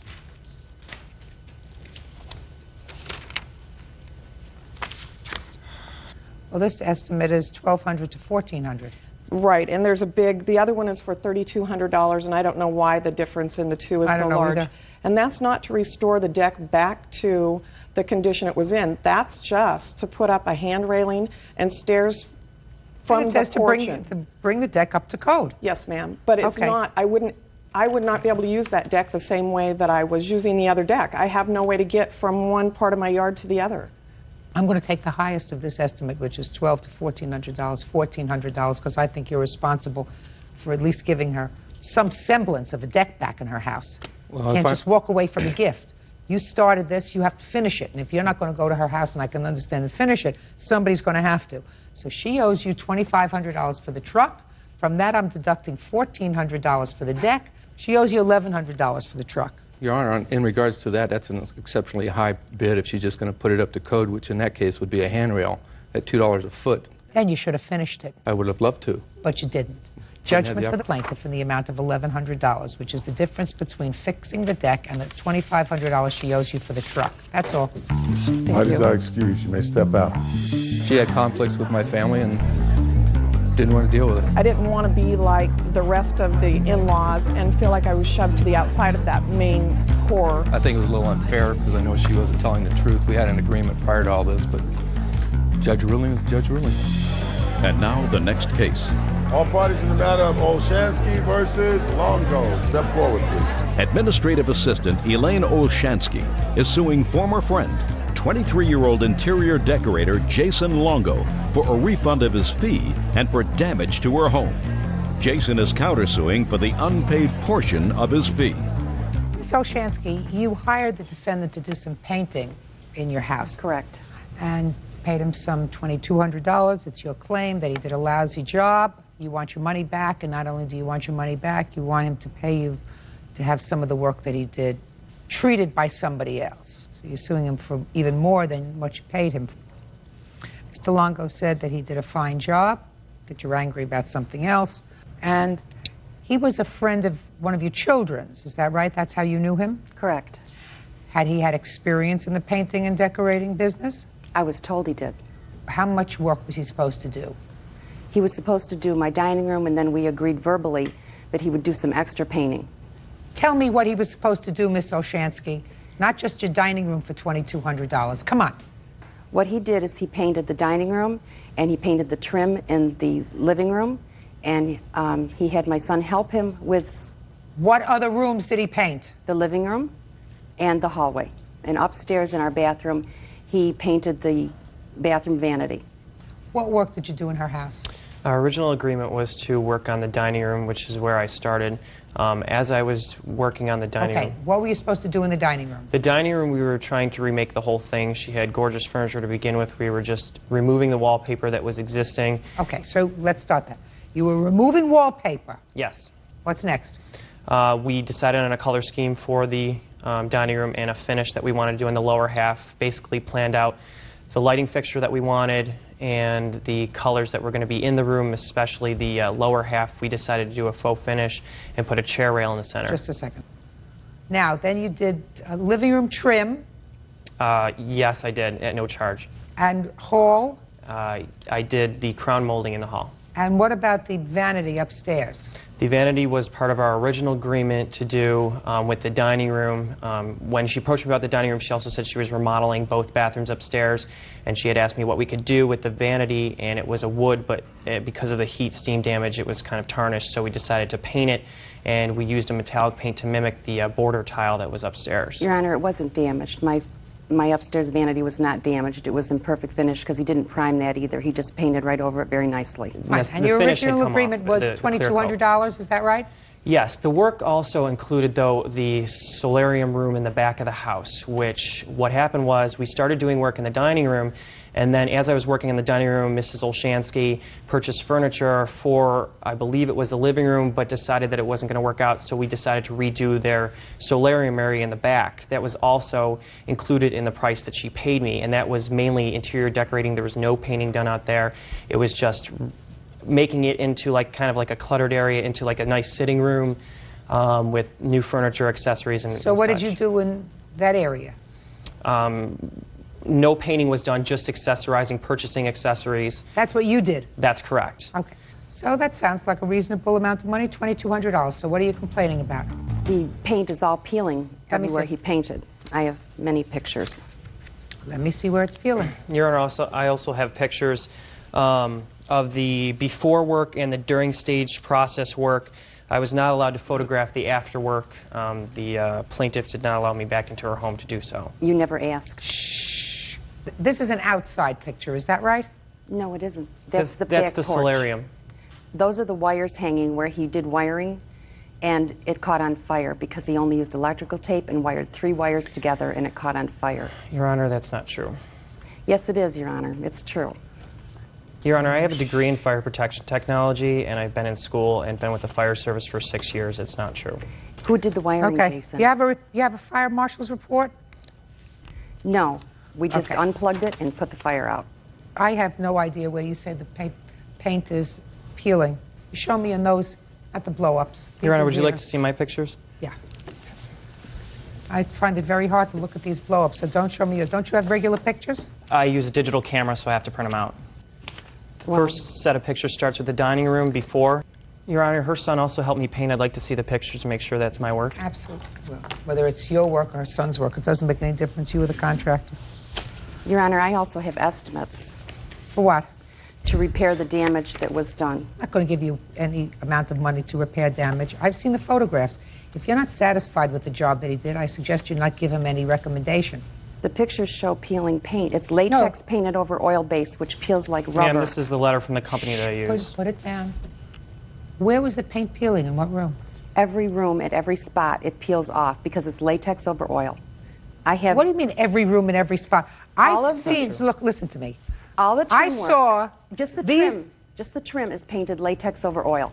And I asked him, I questioned him. I said, I don't believe that you can put latex over oil. And he said, you can as long as you prepare properly. Your Honor, that was her initial concern, and I did acknowledge that that was an issue that we had to take into account. However, I knew that you could paint latex over oil paint. The dining room was sanded down. The other rooms I cannot account for because I came in midway through the whole situation. Which other rooms? The dining room was the only room I personally painted myself completely. No, you painted all of the trim in the living room, and you had Peter, without charge, help you get through painting Right, and the I was hallway. also without charge helping the hallway and the living room. You know, charges... Just a second. Is that true? If That you your original estimate was for the dining room and the upstairs vanity. Correct. And the other And the decoration trim in the that solarium. he did either helping you out with your son or whoever else was helping him out. Was it your son who was helping him? Yes. And that was as a favor? No, the work wasn't as a favor. That's a lie. He agreed to paint in those rooms also. That is not true. Yes, it is. No, it's not. If you're not satisfied, don't give him a recommendation, Miss Olshansky. Your Honor, That's all. what happened was... What? Listen to me. You're not losing. I understand.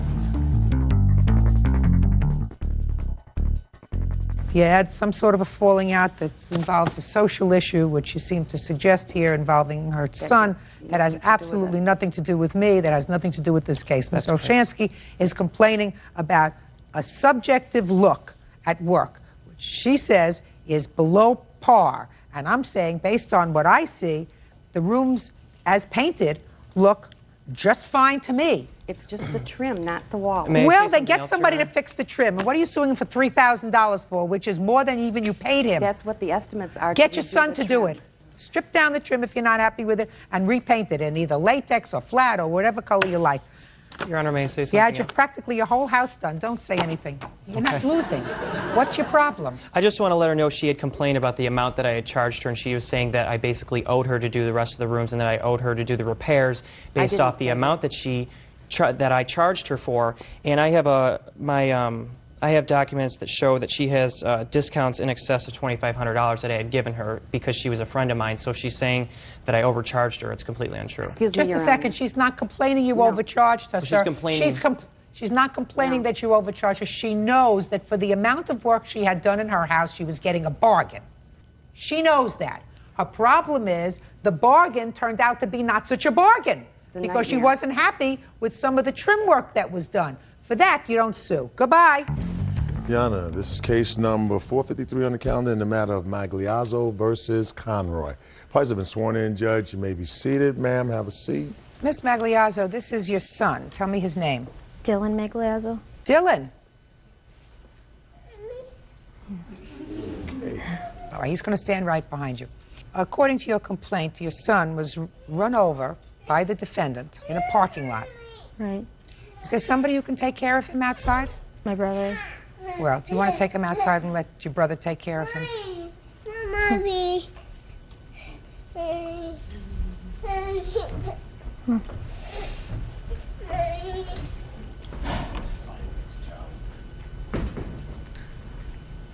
Good.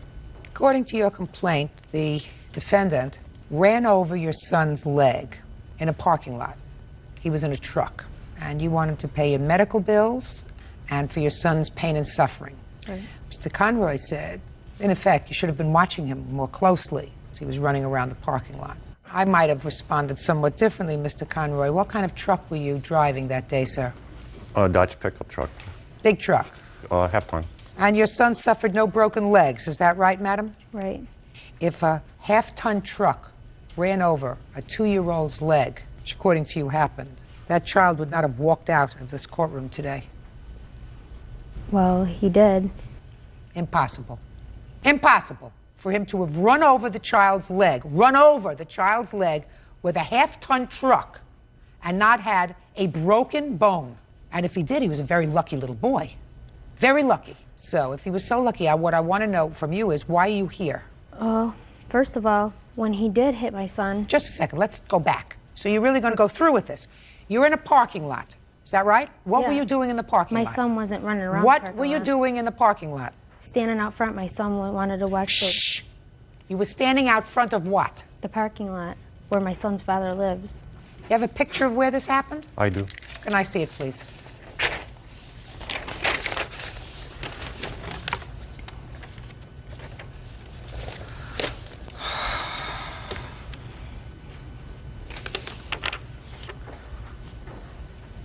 What time of the year was this? August. So there was no snow on the ground like there is in this picture. I want you to have her take a pen, Bird, and mark down where she was standing with the child at first, and then where the child was allegedly run over by the defendant. Where she was standing? Right here. And where the child was run over by the... Right here.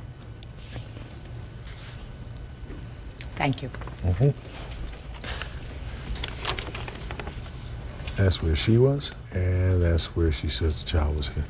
So you tell me what happened, madam. You're standing outside the parking lot with your son. Right. And my son wanted to watch the electric company. They were putting power lines there. He wanted to see the big trucks. So we're standing out there. My son's... How many people? You, your son, and who else? 10 or 12 other people. Were there other children? Yeah. Go ahead. My son had walked away from me, and I went to go grab him.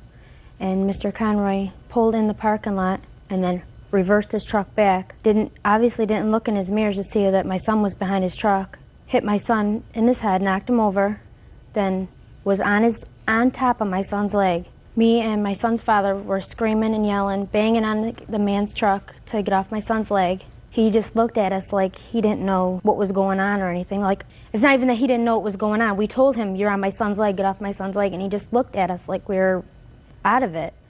And finally, after the electric company, the guys from the electric company ran over and everybody ran over, I think he finally realized he was on my son's leg. Well, he pulled his truck up, got off my son's leg, not coming over to see if my son's okay, if he hurt my son, not asking. When he got off your son's leg, who picked up your son? I did.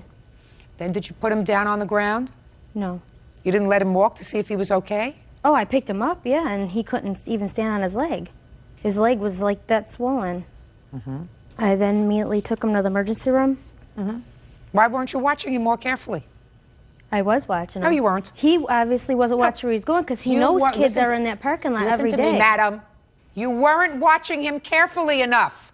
So that gives him the right to not... Listen to me, madam. You weren't watching him carefully enough.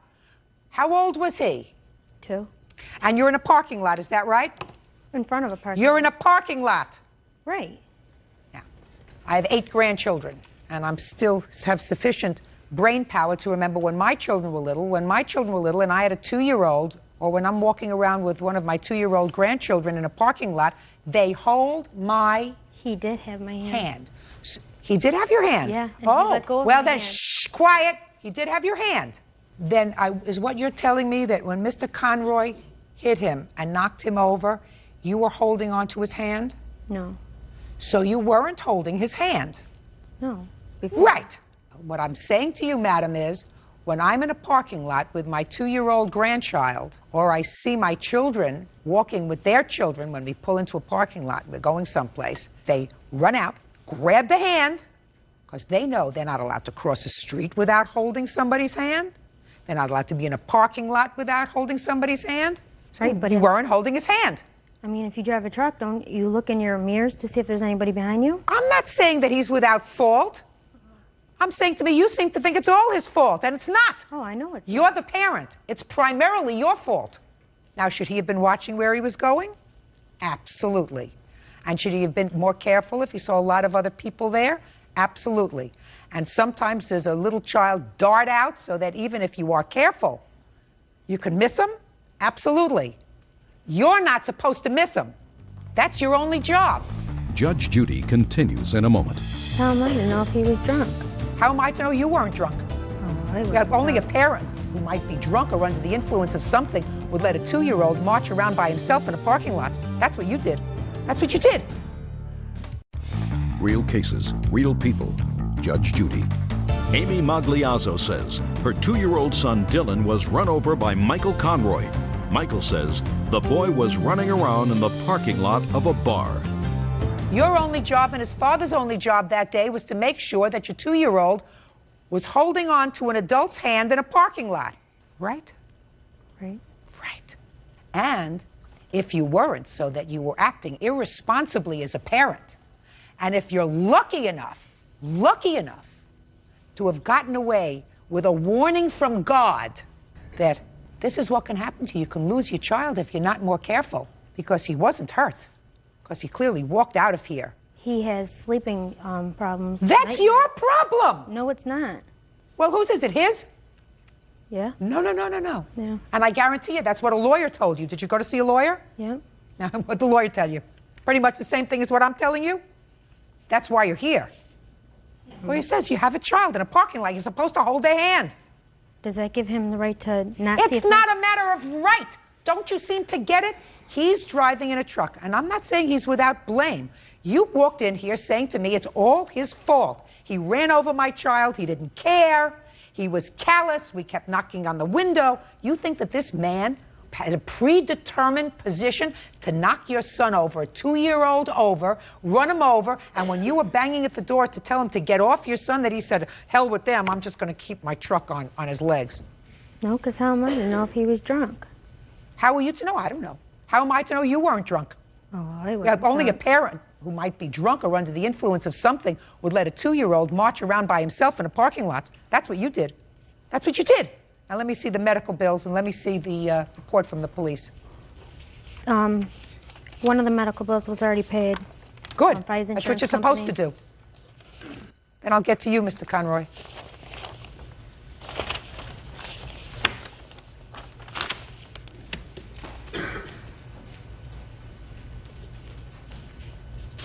Now, when did the police contact you, Mr. Conroy? About an hour and a half to 2 hours after the accident. Why did you go home? I waited around about 45 minutes to an hour. Police to come, talk to the father. I said, if anybody comes, contact me. Okay. Final reports. No fracture, no dislocation, and everything else is normal there. Then we go to 3 days later. They also found nothing wrong with the child at that point, and you took the child in there because you said he was having trouble sleeping. He was waking up crying, seeing the truck. The reason that you could not get a lawyer to take your case is because your son was not injured. Not every act requires people to take the matter a step further and bring on a lawsuit. You should feel, as I indicated before to you, very, very lucky that despite what could have happened to your son, because you were not vigilant in taking care of him, and because Mr. Conroy probably should have been more careful when he was driving his truck when he saw other kids and people around in the parking lot, despite that, your son was not hurt. The only thing that was reported by you was 3 days later, you went back to the hospital and you said he's having trouble sleeping. That's why you could not get a lawyer to take your case, because in order for there to be liability, there has to be an injury, and there was none. Now, it's possible that your son's going to have, even at his age, a bad recollection for a while about what happened when he was knocked down by a truck. That's possible, but it will pass. Right. He was 2 years old. And it will pass. But it's a sleeping disorder. It's a post-traumatic sleeping disorder. Let me explain something to you, madam. Don't tell me what it is. Are you a psychiatrist? No, but that's what the doctors. I'm not interested in what you tell me that the doctors say, because that's not what it says here. And I'm telling you, you're going to have another baby? Yes. This is your second child? Third. Third child. How old are you? 19. 19. I would suggest that you pay more careful attention to your children at age 19. It's your job to take care of them. At 19, you shouldn't have 3 children to begin with. If you have to take care of them. I do take care of my kids. And not put the responsibility of taking care of your children onto somebody else. It was not his responsibility to watch out for your child in the parking lot that day. It was your responsibility and his child's father. And the fact that there was almost an accident, a tragic accident, because your son could have been really hurt or killed or worse, is not his fault. It's your fault. He is partially responsible, and if the child was hurt, I might have found him partially responsible for the child's medical bills. So it's okay. But he was not hurt. And for that, you should say, thank God, and not bring a lawsuit. Your case is dismissed. That's all. Parties are excused. You may step out.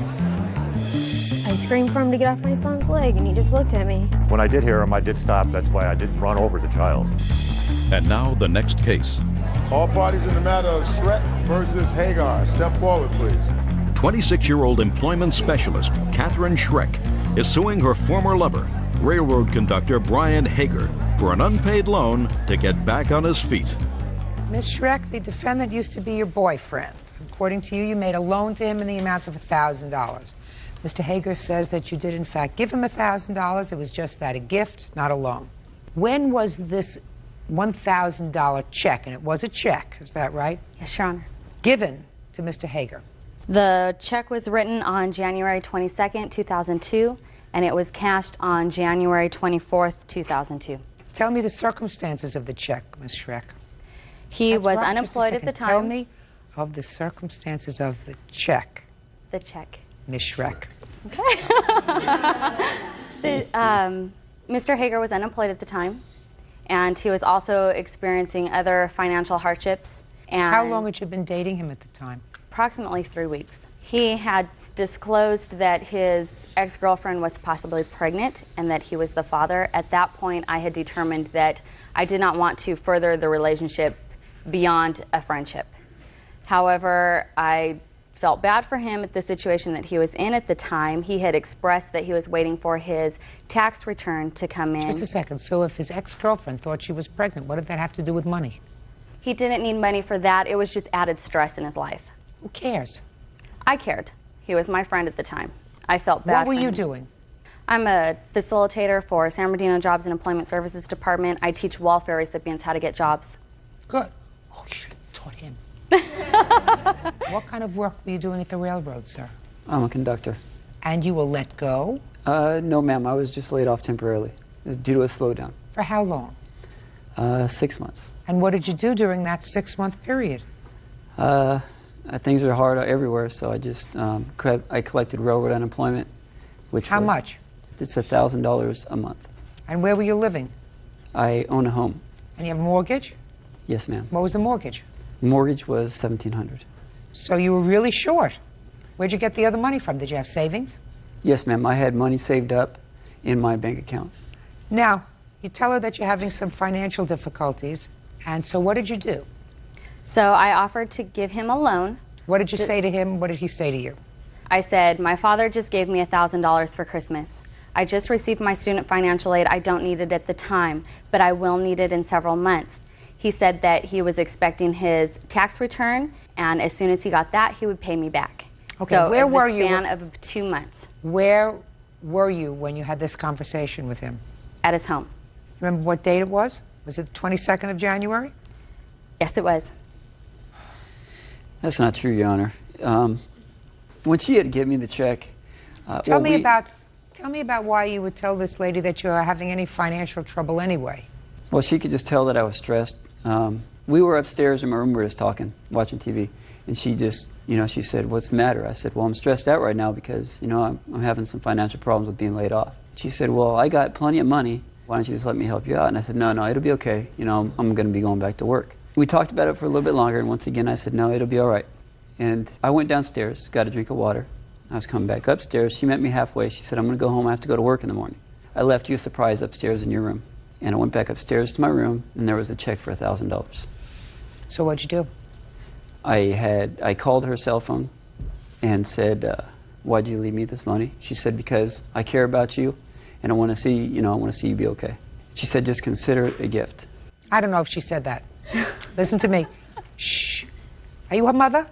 You didn't hear the story that he just told? That's more real than what she told me.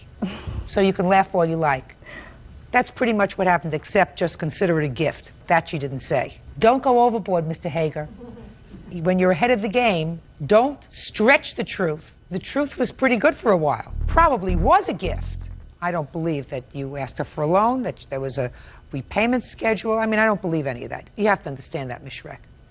But now I have a question for you, because I was interested. When I wanted to hear what you had to say, Mr. Hager, I believe you, that that's how it came about. Yes, ma'am. Because that's what she would do. And she said, I cared about him being stressed. That's what girls do when they're in like. But then she was no longer in like with you, and you were no longer in like with her, and then we got the $1,000 that you've already spent, right? Yes, ma'am. But you look like a sort of responsible young man. How old are you? 29. And you own your own home? Yes, ma'am. Okay. So it didn't work out with her. So wouldn't a responsible man of 29 years old, a homeowner, you own your own car, I'm sure you have a bank account, you told me you lived off savings. Yes, ma'am. Right? But then you went back to work. Why didn't you start giving her back this money? She had told me it was a gift. Mr. Hager, she's not your mother, is she? No, ma'am. She's not a sister. She's not even your best friend. Right? Yes, ma'am. So then what a moral person does is say, you helped me out, I needed it, we're not together, I want to start paying you back this $1,000. Right? Yes, ma'am. Isn't that what a moral person does? Yes, ma'am. So you do want to be a moral person, don't you, Mr. Hager? Yes, Your Honor. Good. Judgment for the plaintiff in the amount of $1,000. That's all. Yeah, on the case number 336 on the calendar in the matter of Sierakowski versus Doe. You're welcome, Judge. Parties have been sworn in, Your Honor. You may be seated, ma'am. Have a seat, please. Miss Sierakowski, you were running some sort of a baby contest or baby pageant. Yes. And the defendant entered her baby. She wrote out a check. Her baby entered the contest. Her baby didn't win. She stopped payment on the check. You want your money, right? Yes, I do. The defendant says that the contest was rigged, so she stopped payment on the check. Tell me about this pageant. All right, Your Honor, this whole case is about this lady who has a major... Shh. Pay attention to my question. Then we'll get along just fine. I said, tell me about the pageant. I'll figure out what this lady has or has not. All right. It is a national pageant system. We did have a baby contest in it. Her baby did participate. Where is this pageant or contest held? It was held in Springfield, Illinois. How many babies were entered? There were 9 babies all told, 5 in her age division. So tell me how it works. You advertised and you said there's going to be a baby contest. These are the age categories. And it says that you have to send in a fee for the contest? Yes, you do. Okay, and how much is that fee? The deposit was $150. She pays the remainder of any fees when she reaches the pageant. Now, what happens if they win this contest in Springfield? If they win the contest, they win money. How much? She could have won a $500 bond. Actually, she could have won a $2,000 bond as an overall winner. Overall winner of one baby of the 2 age divisions. Okay, so she sent in her $150. Yes. Correct? Correct. And then you travel to Springfield. Correct. And how much then does she have to pay once she gets to Springfield? Depending on the events that she entered would decide how much more that she did owe. What do you mean? I thought she just entered one baby contest. There's several different categories. Like what? Photogenic, there is playwear, there is sleepwear, there are the prettiest, eyes, hair, fashion. And what do you win if you win the prettiest pajamas? You can win a plaque, a laser engraved plaque. A plaque? Yes. And each time she enters one of these little contests for the baby who looks nicest in their pajamas, there's an additional fee. Is that what you're telling me? There is a fee for each thing that you do, yes, ma'am. Sounds like a good business to me. And how many babies, for instance, entered in that contest, if you have there, the best-looking baby in pajamas? They all entered. All 9 of them? Yes. And how much was the cost of each one of them entering that? Well, it was $35 per category for that. And how many of these little categories, eyes, pajamas, playwear, how many of those are there? There are 5 for the babies. And for that, they get a plaque or a certificate if they win each one. They could get a trophy. Or a trophy. The people who win money, crowns, and banners, and the big trophies are the queens. I'm just talking about the things other than cash. So this is for you a business? Absolutely, it's a business. We're not talking about the baby who wins this contest gets to do some sort of a pilot for a movie. This is just pure ego on the part of parents. Is that right? I would say so, yes. Absolutely. It's just pure ego. Okay, Miss Doe, now I'll hear you. Okay, we did do the pageant. My daughter was offered the prizes of the state queens, the savings bond that originated from her state pageant that I attended in Michigan. That's the only reason we attended her nationals, to receive the savings bond. We went to nationals, we did the pageant, everything was fine, except for she didn't have the savings bond. She said she would overnight it to me. So I started on my way home when I started looking over Lily's scores, which were amazing. So I called the hotel. Just 1 second. So you tell me she owes you a savings bond? Correct. Do you owe her a savings bond from a previous pageant? No, ma'am, I don't owe her a savings bond. She did receive the savings bond. And, in fact, I didn't owe her the bond. The Michigan director did. She overnighted the bond to me. I told Miss Doe the day of the crowning it hadn't arrived yet, but it was coming, and I would send it to her. Did you send the bond? Yes, ma'am, I sent the bond. Well, I assume then you have the number of the bond, that you can trace it. Now, how much was the bond for? $100, Your Honor. It's a $100 bond. We're not talking about a lot of money. But if you didn't send the bond to her, and you were supposed to, that you have to do. Do you understand? Yes, I understand Good. that. Perfect. I don't want to see anything. This is the letter she received with the bond, and it tells about the bond. So if she didn't get the bond, why didn't she speak up? I got this letter, but I didn't get the bond with it? That's what she says. She's lying. That's what she read says. that. That's what she says. If she did not get the bond, she has to get the bond. All right, but let's go on with why you didn't pay the rest of these fees. I proceeded on my way home. I didn't check the scores. I just figured, okay, my daughter placed fourth. She's done that before. She's had her wins. She's had her losses. How many contests have you entered with her? Beauty pageants, I've done maybe about a dozen of them. Why? They have prizes up to $10,000 savings bonds. It's always worth a shot. But anyways, I started checking the scores on the way home. My daughter has amazing scores, 9.8, 9.9. For instance, sleepwear, she got two 9.8s and a 9.9. Possible 30 points, she got, what would that be, 29.5. I've consulted with 2 other directors who said it's not physically possible 4 babies scored higher than a 29.5 out of 30 possible. Judges don't give straight 10s and straight 9.9s. I called her on the way home twice. Once she was in the pageant still, once I left a voicemail. She didn't return them. I contacted the state director who said to try contacting the parents. Maybe the parents will tell me the daughter's scores. That's not true. Well, Don't speak. I heard from 2 parents. One, listen to me. Okay. Don't give me hearsay. All right. Go ahead. Okay, I tried emailing her twice when I didn't receive the bond. Didn't get any results. So I filed a complaint with PayPal, the one I paid her through. They tried contacting her. She ignored them also and refunded my money because they couldn't reach her. They gave her 10 days to respond to the notice. Okay, just one second. PayPal. What's PayPal? It's an online computer where you can pay them through your debit, credit. They didn't have anything to do with the bond. You told PayPal that you didn't receive merchandise. That would be the savings bond. You wasn't supposed to receive any second. merchandise from me. Shh. Don't speak to her. Judge Judy continues in a moment. If you have nothing better to do with your time than to take her around to show off her beauty, then what you're telling them from a very early age is that they are judged by the way they look, which is a very stupid thing to do. And later today, James had made threats to us and to our home. I don't want to When hear you everything first. turned violent, we had to have him escorted off the property twice. real cases, real people. Judge Judy. Child Beauty Pageant Director Gladys Sirakowski says Victoria Doe owes for the entrance fee for her daughter. Victoria says she stopped payment because the pageant was rigged. Still, the reason that you stopped payment was not because of this bond that you say you There were didn't 2 receive. reasons, 'cause she wouldn't return that you my calls say you about the didn't scoring. receive. The problem was you thought your daughter should have won the contest. As a matter of fact, Not when you one talk, place somewhere higher. Yes, I do. 2 other judges or directors agreed. They weren't there. There were 5 babies in the listen division. to me. Don't speak to her. How many times do I have to explain to you not to speak to her?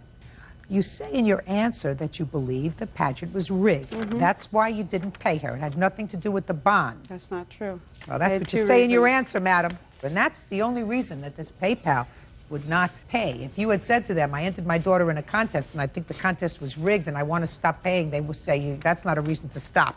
Listen, Ms. Doe, you want to schlep your daughter from one state to another to be in beauty pageants. That's totally up to you. I cannot discourage you from doing that. Sometimes she's going to win, sometimes she's not going to win. Sometimes somebody's going to be a favorite, and sometimes the whole thing is going to be a sham.